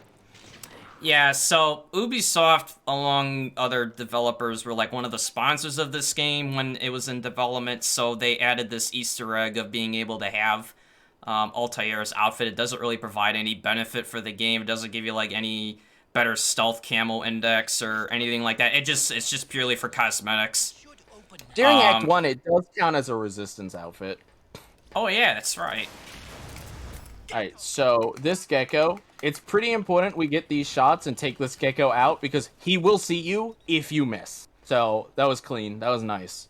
I actually had my 50 kill on the wrong item, thanks, so I almost fired the M4 at it out of habit. Ooh. Yeah, that would have been pretty bad. Nice. Good job realizing that. So, now we're going to go back up. We're going to activate the elevator. That's the whole reason we went down there, was to activate the the cargo door elevator, which we're in Tank Hangar right now, right? Or no, we're in Missile Silo right now. So this door... Yeah, it was to redirect power to this door so Otacon can open it. Yeah, this door kind of existed in OG MGS1, but I believe it was just frozen solid like every other door. Yeah. So... Wait a minute. Yeah, we're powering it so that we can go directly to another room that is going to blow MGS1 runners or players' minds where we're going to end up. Sarge, who's using the elevator? Oh god, it's another gecko. Geckos can do elevators now? So this gecko is much easier, as long as we land 3 50 cal shots back to back to back, or 1 if you hit a headshot like that. Clean kill. If you miss and take too long, that gecko will just turn and see you. So we're gonna do a small menu here to set up for the next fight, which is Crying Wolf. This is probably the most hated fight in the game. Crying Wolf has, I think, 8 or 10 positions. I'm gonna go with 8. 8 positions that she can be in. That is determined the moment the fight starts. There are a couple strats to do this. For Big Boss, what Joe is going to be doing is doing a left side approach. He's also wearing Altair because it does give you a little bit of white benefit. I don't know if he's going to be changing camo or just committing to this. No, it's good enough for this. It's like I said, the camo doesn't really matter a whole lot here, with the exception of this fight specifically, but the outfit, as I found out through just running the game, is plenty enough for what I'm about to do. Alright, so I'm gonna swap out of the M4 to the MK2, and then I'm gonna go look for her. Yep, we gotta turn night vision on. Oh, got a good spawn. Let's go. Oh, that's arguably is that the best spawn for Big Boss? I think it's, I'm actually gonna take a closer look while those 2 get knocked out. Hey, that is best spawn. Nice. That is what we want. Now, if Wolf sees us, she's gonna run. So the goal is to take our smoke blues, which do extra damage to Wolf. We need to land it just under her nose. We're gonna listen to her cough. Okay, that's not close enough. Okay, one of those hit her. Once she starts coughing, Got her. She's going to be trapped outside of her wolf suit. We're going to swap to the MGL flashbang. Bam, bam, bam, bam, bam. 5 hits. She is done. That is optimal. Big Boss Wolf. Congratulations on that RNG, Joe.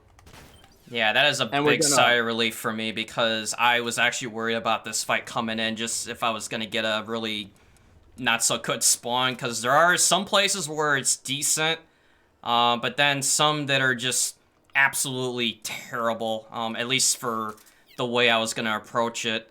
But thankfully that went pretty much as good as I could hope for.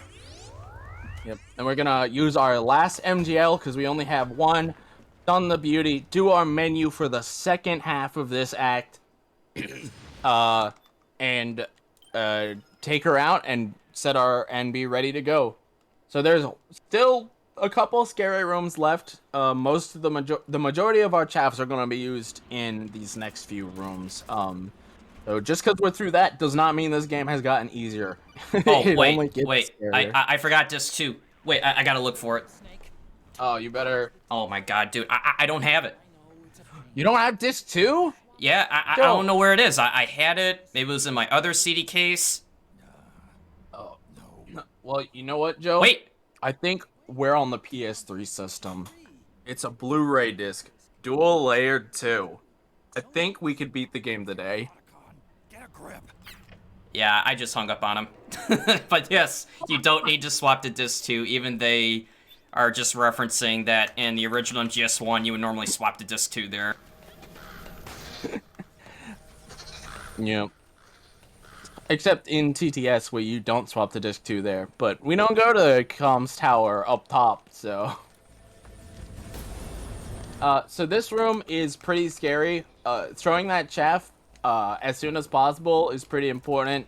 That lets us take this elevator that, by the way, did you know if you drained the lava, there was an elevator down there? Who knew? And that's gonna put us into a room that was made exclusively for MGS4. We got Snake doing a little dance here with the sunlight. I like it. Sunlight! Sunlight! Sunlight! I mean, we're waiting to go down to the B5 floor, so it's just really, you know, just doing this. Kind of a breather moment, take a, kind of, you know, relax a bit. Yep, and he means relax, because the next rooms we're going into... Bleh. Just bleh. This is the way the game just turns into more cutscene oriented. It's interesting. But in the meantime, we're gonna do a setup to manipulate this gecko to turn a specific way. Then the chaff grenade is gonna go off, and that's gonna let us slide directly under this gecko.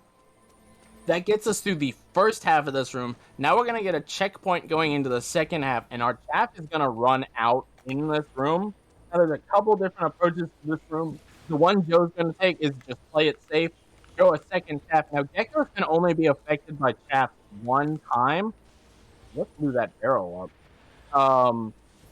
Geckos can only be affected by chaffs once, so he has to take a slightly different route. The second chaff was more for the little dwarf geckos, which have lasers constantly. We threw that room, one final chaff in Act 4.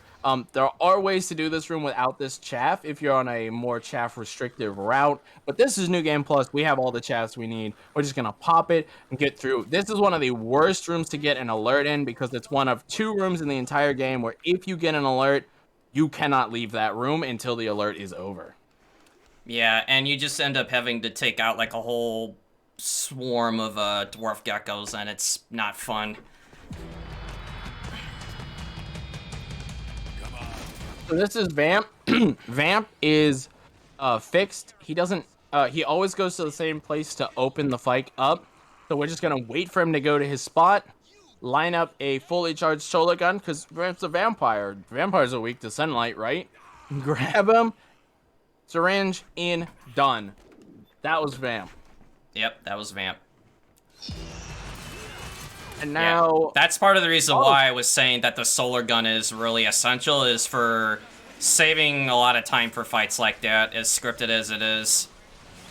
Put a bullet through their brains. So, right now... Oh, sorry, go ahead.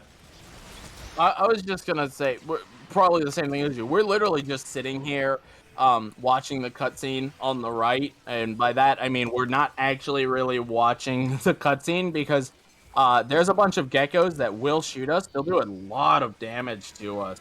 And there's also these geckos with blinking red lights. They're called suicide geckos. With the solid eye, you can see a 15-second timer on them. They have to die. If they don't die, it's an instant game over. And remember, we can't get any continues, so thankfully the geckos are scripted. We know where they're going to be all the time. So it's just waiting for them to spawn, taking them out as they spawn, and watching the cutscene on the right. Also, fun fact I'd like to point out, look at the aspect ratio of what's going on screen. You have this nice screen aspect ratio of Snake, then you have this aspect ratio of Raiden, and then you have this little chunk of black that the devs just decided you don't need that side of the screen. Players can't see that far while watching Snake, so here's black. You will now never unsee that black bar over there that's just completely skewing this entire aspect ratio. So, what were you gonna say, Joe? Pretty much. I mean, everything you said. I mean, I guess minus the gap in the screen, but you could technically ignore most of these geckos, other than the fact that some will land in here. Mostly the suicide ones, which if they detonate to 0, that's a game over. It's not one of the, oh yeah, I could just go AFK and I win, right? Well, not really. I mean, you might for a little bit and then realize, yeah, one of the suicide geckos blew up and then you have to do this all over again.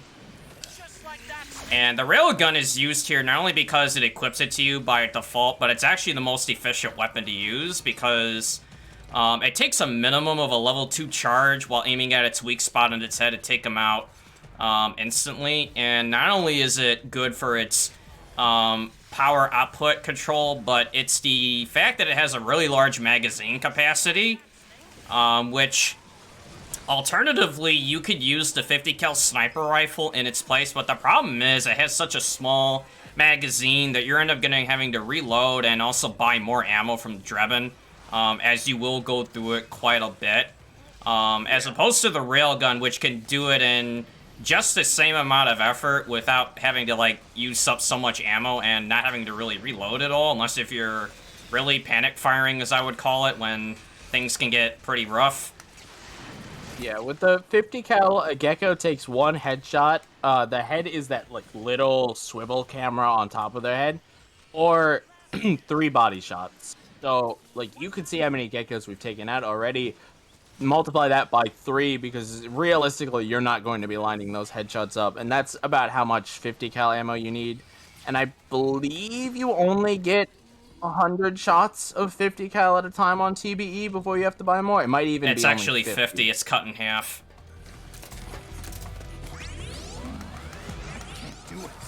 No, I can't. Sunlight! I can't shoot. I can't do it.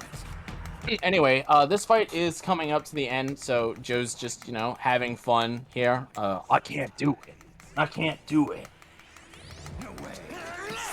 But you know, like, once Vamp starts, like, staggering around, that the fight's over, Raiden's gonna finish it off. I'm not gonna go into this story, but just know I'm not a fan of the story from this point onwards. Anyway. So yeah, I just do that little bit for referencing in the original when it's basically flashbacking the Rex fight, which, funny enough, they were fighting on Rex like Solid Snake and Liquid Snake were in MGS1, and likewise, if you try to aim up to take out Vamp, you know, he'll just say, I can't do it, just like in the original. Of course, the solar gun is just adding further to the reference, and, you know, for the first time ever, we actually get to pilot a Metal Gear. I know, the thing that we see in every title, but you actually get to pilot a Metal Gear, at least what's left of Rex. This is objectively the best part of the game. Not this particular, just this whole I am piloting a Metal Gear segment. Now, you might not be able to hear us depending on game volume. This is the loudest part of the game. It's not going to be too long. Time ends at, I think, 3:16-ish on the timer. Yep. But the fastest form of movement is to just dash.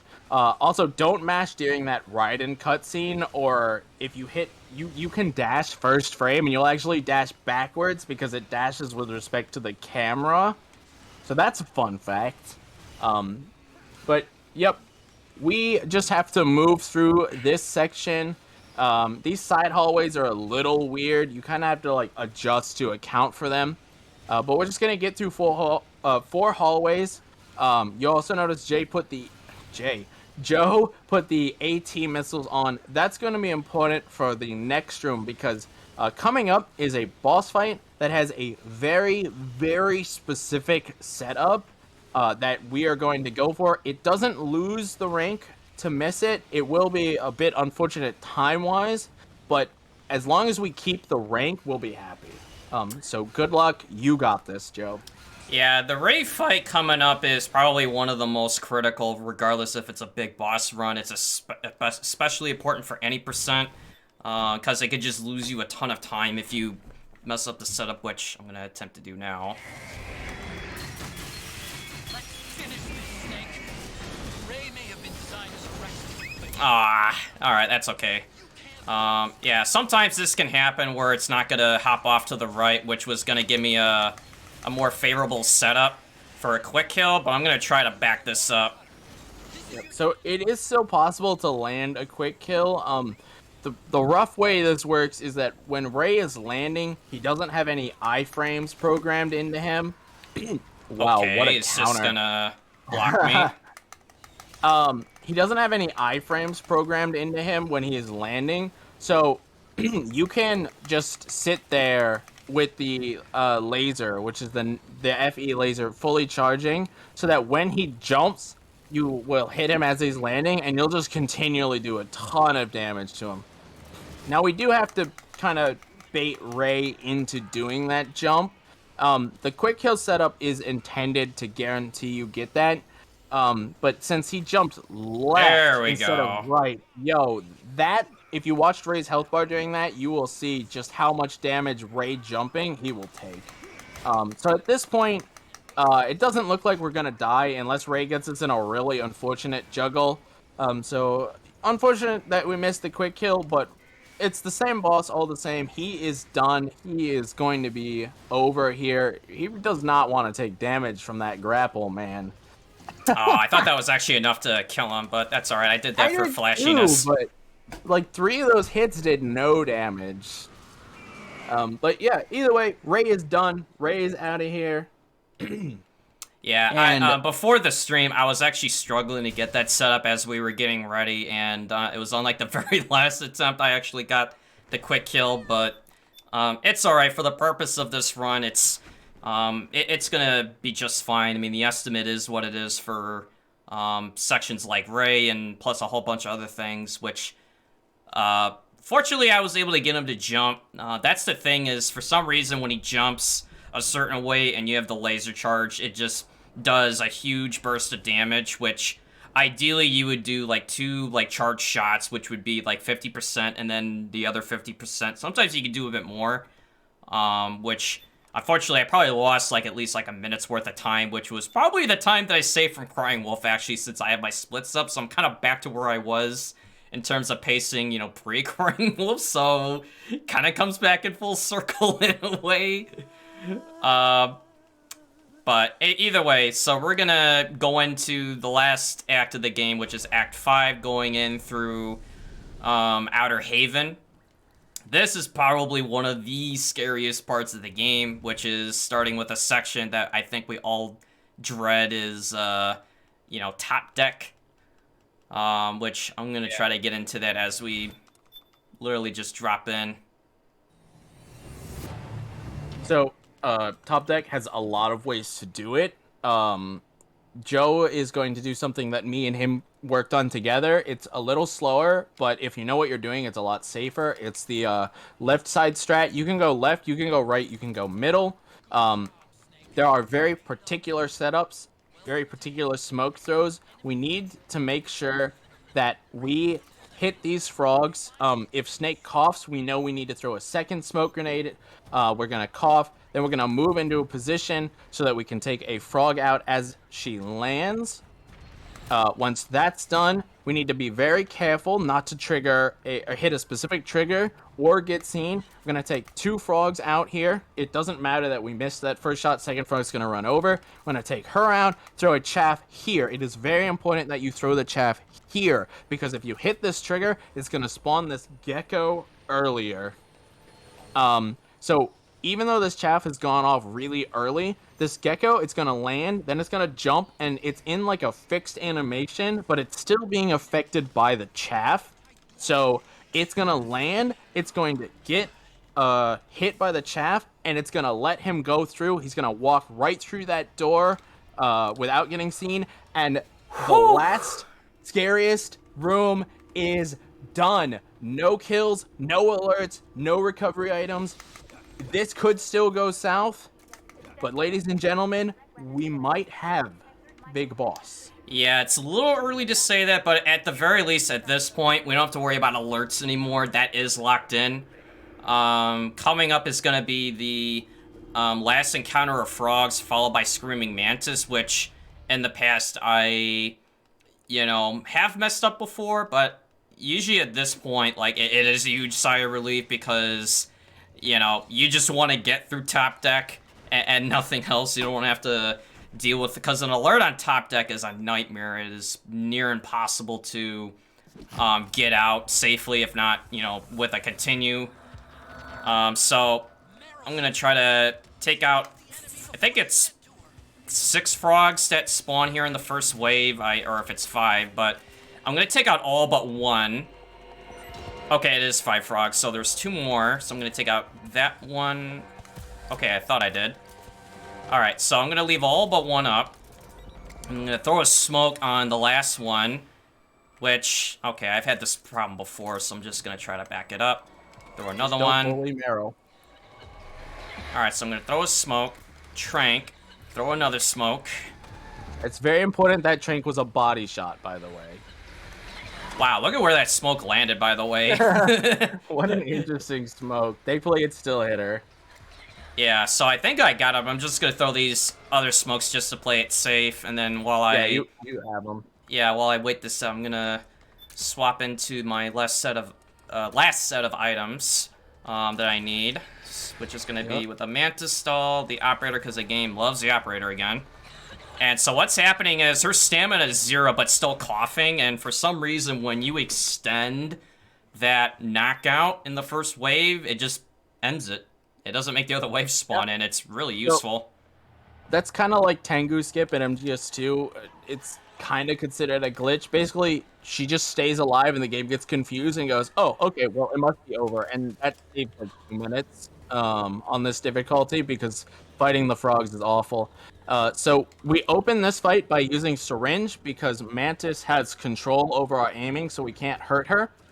Mantis herself, you can't do anything to, but she has these 2 puppets, a lethal, or one that controls living and one that controls the dead.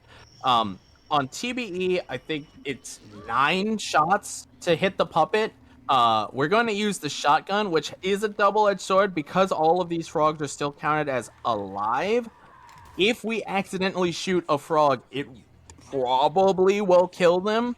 Yeah, depending on how you hit them, it can kill them. And I've messed up the rank here before because of stuff like that. And it's actually incentivized that you go for the Mantis Stall anyway, because if you kill any of the frogs during the fight leading up to this, they're still around, but they're dead. And even if you aim for the Mantis Stall only, which is what you need to defeat Screaming Mantis, hitting the Mantis Stall will not affect the dead frogs because they'll still be upright trying to attack you, shoot at you. So it is kind of a nice little benefit that you go for Big Boss because hitting the Mantis Stall knocks them all out together.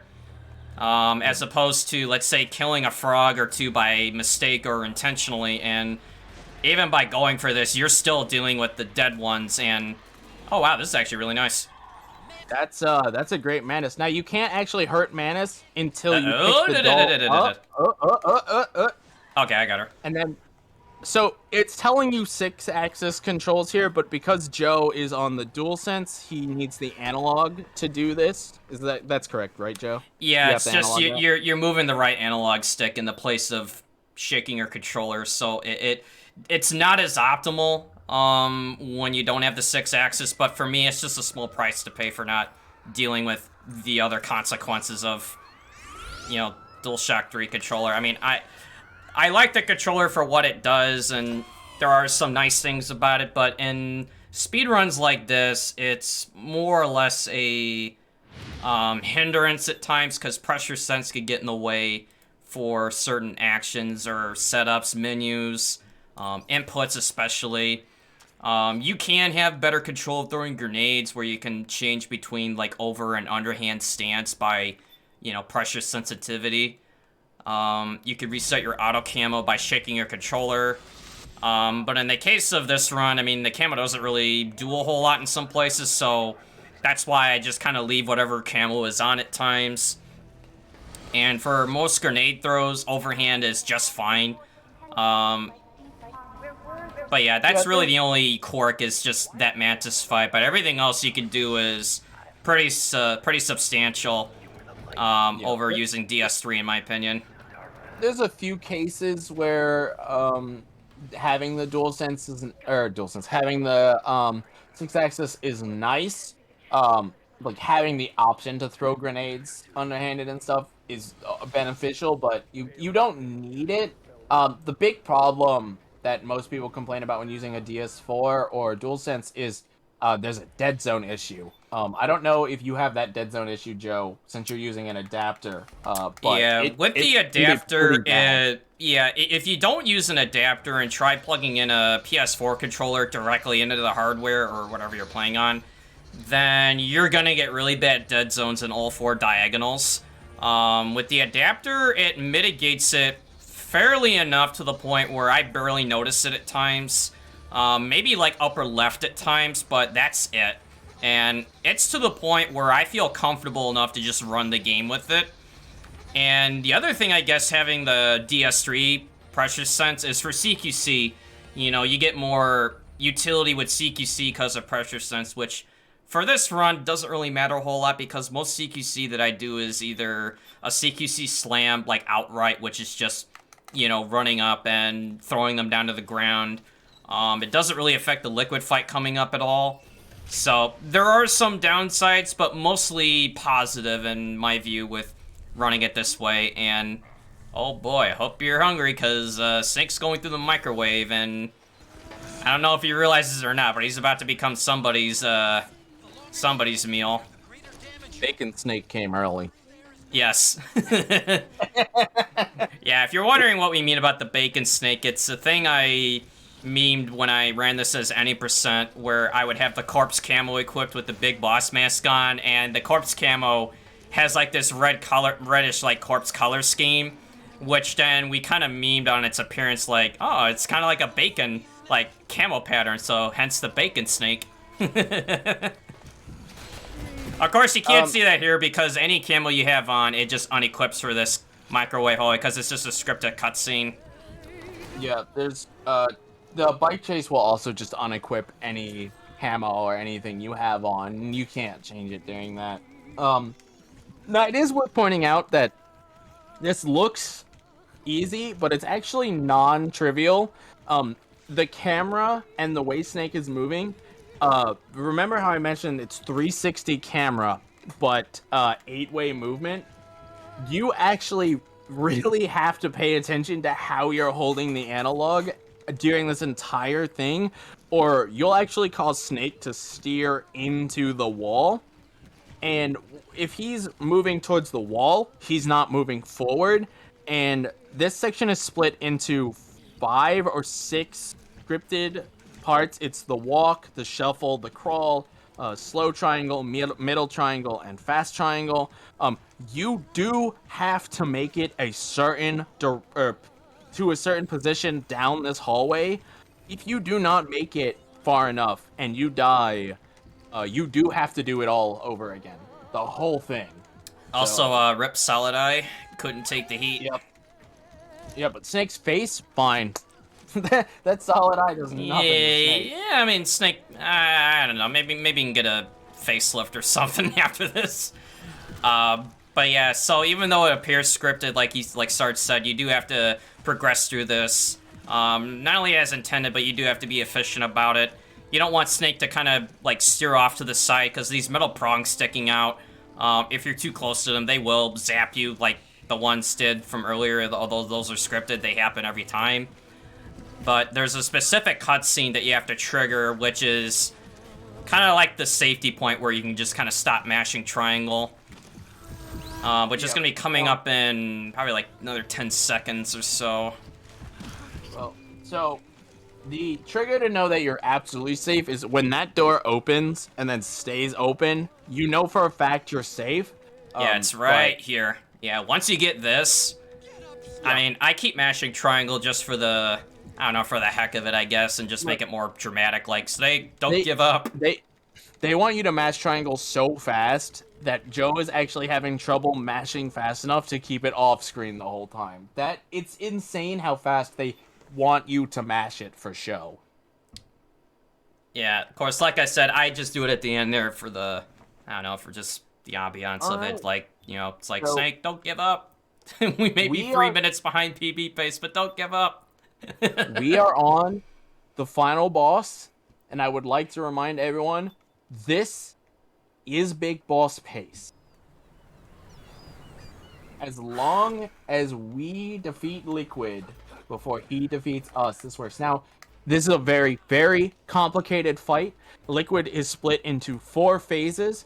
What we're going to do immediately is bait Liquid into a specific attack. We're going to dodge it. We're going to knock him down, because knocking him down causes phase 1 to end faster. And then we're going to do everyone's favorite Liquid loop. The first phase, you might notice, reminiscent of MGS1. You can see the health bars, you can see the style, the camera, all of that. Just like MGS1, nice little Liquid loop here. Bam, solid. You do have to drop the combo to reinitiate and then reinitiate it to phase 2. This is phase 2. There's a couple ways to do phase 2. The fastest way is the one punch strat. Joe, will you be doing one punch? Yes. Or attempting it? Alright. So this strat was come up by Jaguar. This is reminiscent, or Jaguar King. This is reminiscent of MGS2. If you Liquid in MGS2 will do whatever the hell he wants. He'll literally just dodge. He'll turn when he wants. But the one punch keeps him stun locked, just like in the first phase for the most part. And we're able to just nice bam, bam, bam. You saw Joe get 2 little loops there. Unfortunately, even during the one punch loop, slightly off. Liquid does what he wants. If you guys hit at the same time, you get cutscenes like that. The big thing we need to avoid is we need to absolutely make certain we do not get hit by that giant haymaker, because that will trigger not only a cutscene, but it will hurt a lot, and you do not heal.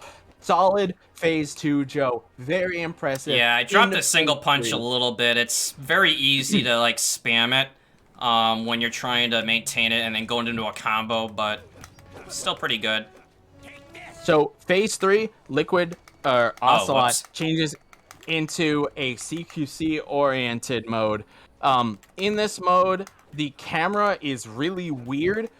You can still loop him, but if Liquid starts blocking, you're out of luck. So keeping this combo going is really important. It's really easy to accidentally mash too fast. Wow, you dropped the combo and you still got him back into phase? What the heck? that was really lucky. I don't know how that happened. Well, ladies and gentlemen, I'm pretty certain this is Big Boss. Well, it's not over yet until I knock him down a few more times, but Snake. Yeah, this part of the fight is more or less scripted. I mean, the first 3 phases, like, you do have to execute very well just to get it to here, but you just gotta trade punches with Liquid where you have to hit him like 3 to 4 more times, which once you get this punch, then it's really over. Like, you're locked in as far as like statistics go. I mean, well, minus the timer. All right, so now it's just 3 more scripted punches. Yep, there's 2 strats here. The first one is hold the analog stick the correct direction to start, and then the second one is just mash R1. You need first frame hits on all of these, and he's gonna spit, and I believe there's one more punch after that. I'll let you call time, Joe, because I'm not certain where you're confident or where you like to call it. Yeah, so time's gonna come up on the last hit of liquid, which is gonna be in 3, 2, 1, time. GG, Joe. And correct me if I'm wrong, that is Big Boss, is it not? You went into Act 5 with zeros down the board? Yep, that is 100% Big Boss.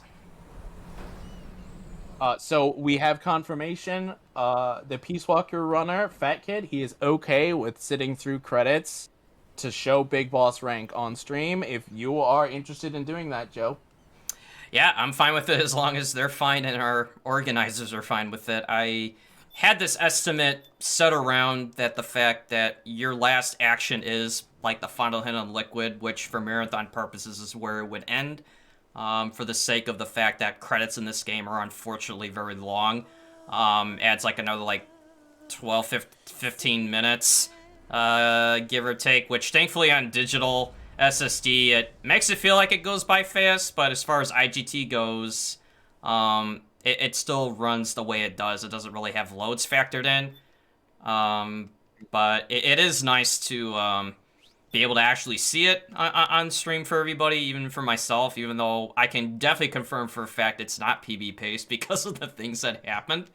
But my all-time best with this run on New Game Plus is 201.04 with the rank. I was on this crusade to get this sub 2 hour with the rank, which Sparty has already done on his own with I think it's like a 157, which once I found out about that and I realized if that was already possible, I wanted to kind of go after that myself. But as you can see, if you want anywhere near 2 hours, you need to have like a lot of things go well. You need to be not only executing your movement actions and your menus very clean, you also have to pray for some good luck with things like Crying Wolf, which I did get, Ray, which I did not get, because I scuffed the setup. But overall, this run went way better than I thought it would. I was kind of nervous going into it with parts of it, especially stuff like Red Zone, where things could just go so wrong so early, and that just really sets a bad tempo for the run. That just so much of this run just went so well. Bike chase, Co Valley got a little sketchy, but you brought it back. Wolf, you lost the Ray, but that happens. You didn't lose the rank for that. So like all the things that went wrong, you made good backups for. You made go right. So like that was just great. All this, the backups, all the movement, the rooms that needed to go right, like really big congratulations. I don't know if it's the okay, it's not the first time getting Big Boss on the channel, but that does not make this less impressive because it's your first Big Boss and it's the 35th anniversary. Like what better way to celebrate this game than showing one of the, no joke, hardest ranks to get in the entire series off for everyone. Yeah, I do remember Jag getting it on Warning Shot a while back, and I think, like you said, just to commemorate the anniversary is really a nice way to kind of show it. This is good. All right, and I believe we have our host of the day. House is going to be joining us as well. Hello, House. Hello. Congratulations, of course, for achieving Big Boss rank live during a marathon session, Jojo. That is a feat that not many have done. In fact, you're now one of them, so this is absolutely class, and we're so happy to delay the next one just a little bit so we can get that sweet confirmation as well after the credits. Also, F in the chat for Big Boss. F's in the chat. Oh, you were also getting a lot of your pretty goods and salute chat, so you can't see it, no webcams, but I salute chat. I salute you, Joe. What a way to kick off day 3. I was also saluting during Big Boss's passing there, just out of respect. Yep. Whew, man, I mean, even with no webcam on, I am just so relieved right now that this run's over. Because again, we all can hear it. You know, it's just, you know, Cold Valley Village in my mind was kind of a disaster, but I was able to recover it on the later half of it. But you know, that's just part of the brutal reality of running games like this. Is the experience can come in handy, whether if you know, had scripted sequences or things you have to improvise in a run for a backup, and it does come to full circle when you're doing an actual run like this, whether if it's for PB attempts for yourself or for a marathon, or otherwise. And you know, as stressful of a category as this might be, I don't want that to discourage people from wanting to try out running this game. If you have the capability of playing this, I definitely encourage you to check it out. You know, definitely check out either the New Game Plus tutorials or guides out there. You can check out Big Boss if you want. Any percent's not a bad place to start either. I mean, Sarge helped me out tons when I was learning this game several years ago. Even just by, you know, doing one-on-one sessions with improving frogs, the liquid fight, or even learning the quick kill on Raven for Act 3. Has it really been years now? Yeah, I mean, I actually ran this game as multi-segment at first because I was just terrified at the fact of attempting single segment. And it got to the point where I was performing at a single segment capacity, but I was still doing multi, and it was kind of the point of like, okay, do I really remove the training wheels, you know, that make me feel safe to attempt singles? And sure enough, that was the point where I felt like, you know what, I at least have to try it. And I ended up liking it a lot, even though there are moments where it's like, man, I wish I could save and redo this room if I make a mistake, but... You took those training wheels off, and here you are today, getting single segment Big Boss. Yeah, You've come a long way. You've grown a lot. Yeah, and... Oh, go ahead, House. I just wanted to quickly also say, for everyone who's not aware, Joe is a machine. He's been running Metal Gear MSX earlier for GDQ. He was doing the same again yesterday for our little tournament that we had. He was the finalist. He also did Metal Gear 2 Solid Snake on Friday, and now today also Metal Gear Solid 4 Big Boss. Can we get GG's once again in chat for Joe, ladies and gentlemen? This is an amazing achievement, and he's such a great runner. Congrats. Golf clapping so my mic doesn't pick it up. GG. Yeah, I mean, I definitely want to give shout-outs to, you know, our community, Metal Gear Speedrunners, and, you know, shout-outs to you, Sarge, for, you know, helping me get better at this game. And Sergeant Silent, you know, along with a few others, you know, Sparty, Jaguar King, Blackie, you know, that really helped, you know, get the run to where it is today. And, you know, also shout-outs to Tyler, also known as Bracken, since he changed his name, who encouraged me getting into speedrunning in the first place when watching him speedrun MGS2 at, I think it was GDQ 2018. He was running HD collection of MGS2, and that kind of really encouraged me to give it a go for myself.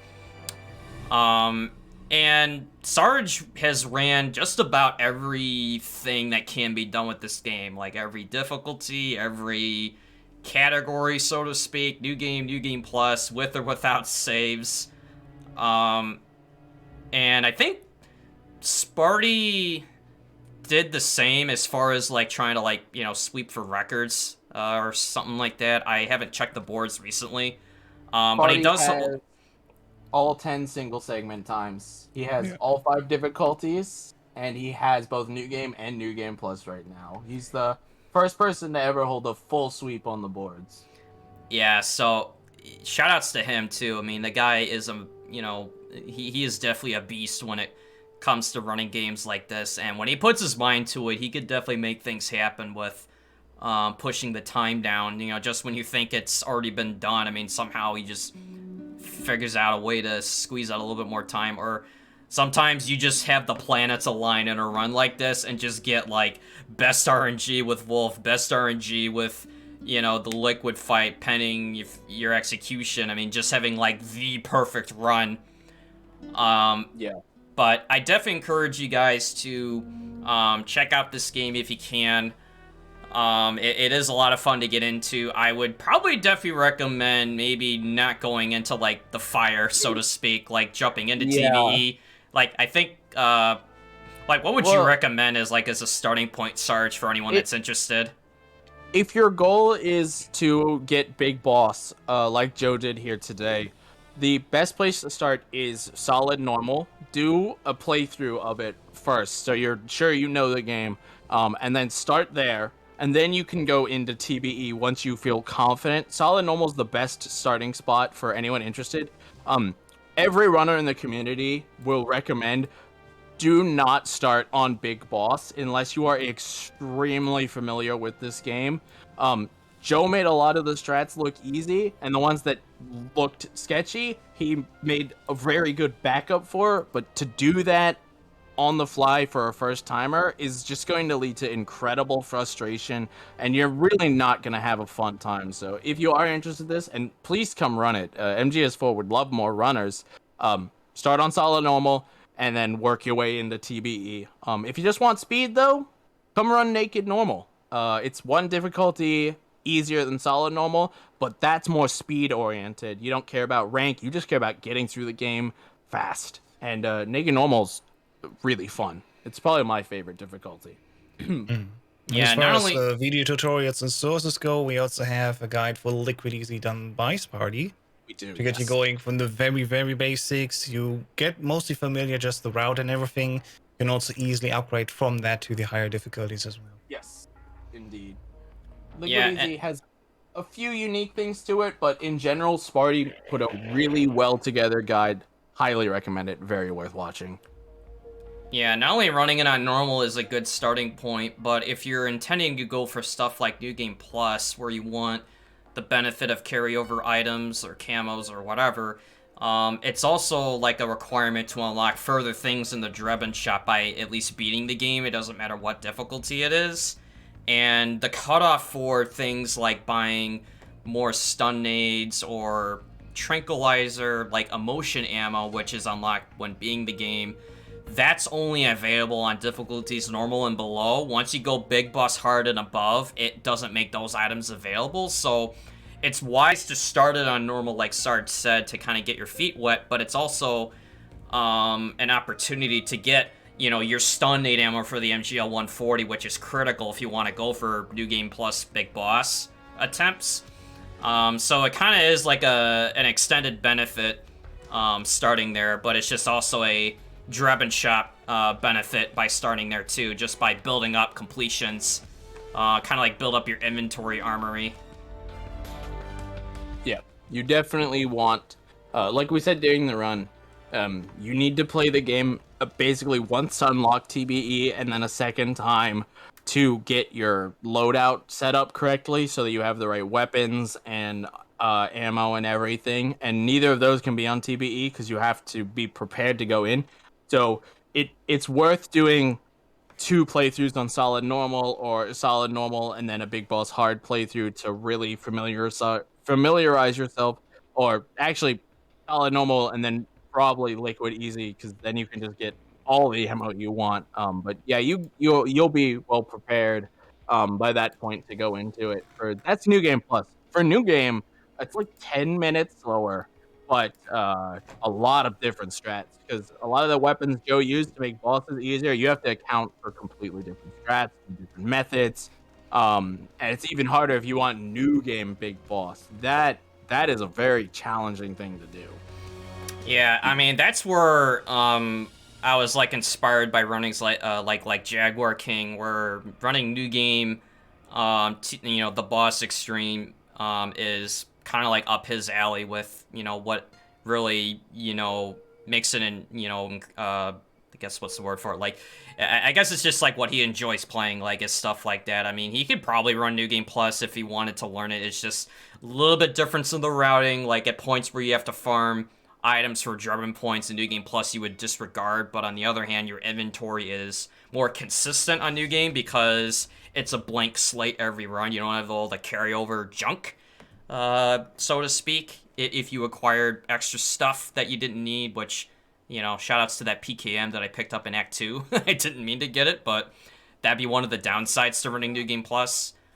But it is very satisfying once you finish a run in MGS4. It may seem daunting or a little overwhelming getting into one, but, you know, with time and experience, you know, I do come to enjoy it despite some of the frustrating elements of the game. I mean, Sarge, you know very well what parts of it I'm talking about when it comes to that. Yeah. But I definitely encourage you guys to check this out. I can't really say that enough. It would be great to have more people, you know, try it out, run it. Doesn't matter what category it is. Love to have you. I'm gonna be dead soon. Yeah, so we have like a couple more minutes of this like final epilogue, dialogue, cutscene, whatever you call it. MGS4 credits just don't quit.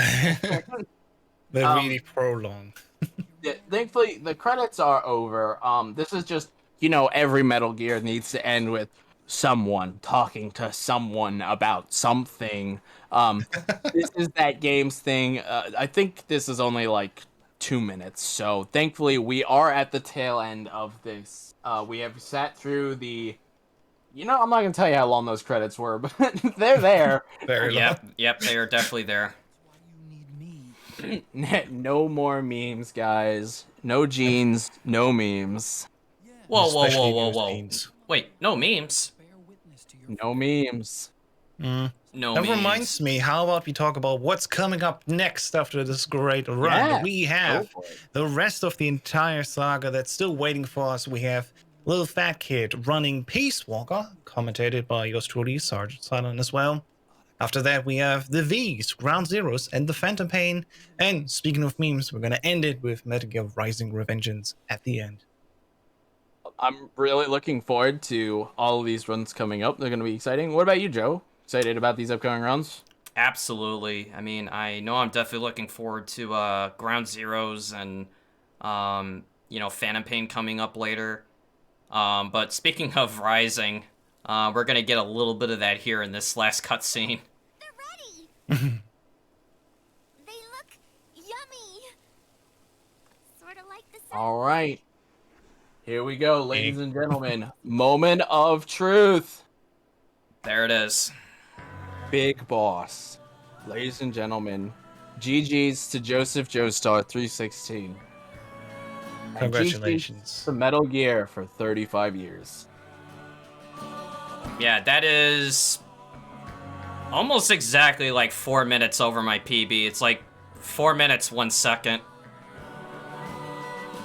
You know, just to kind of give you an idea of, or actually, no, wait, no, 3 minutes and 1 second. I'm sorry, it's early in the day. But yeah, my all-time best is 2:01:04 with the rank, but given, you know, how this run went, I'm just happy that it finished the way it did at all. Thank you all so much for having me. Definitely, you know, shout outs to, you know, our organizers and our tech, you know, in the background, just keeping things running smoothly. And, you know, thank you all for watching the 35th anniversary. I'm definitely going to relax after this weekend because it has been a busy weekend for me, but I was proud to be a part of it. And Sarge, thank you for acting as co-coms. It definitely felt awesome having you there in my corner. And House, thank you for hosting. You know, just throughout this weekend, as well as Fury and all the others chiming in here and there. All right. Absolutely. It was a pleasure, and we're going to a short intermission, and we'll be back with Peace Walker.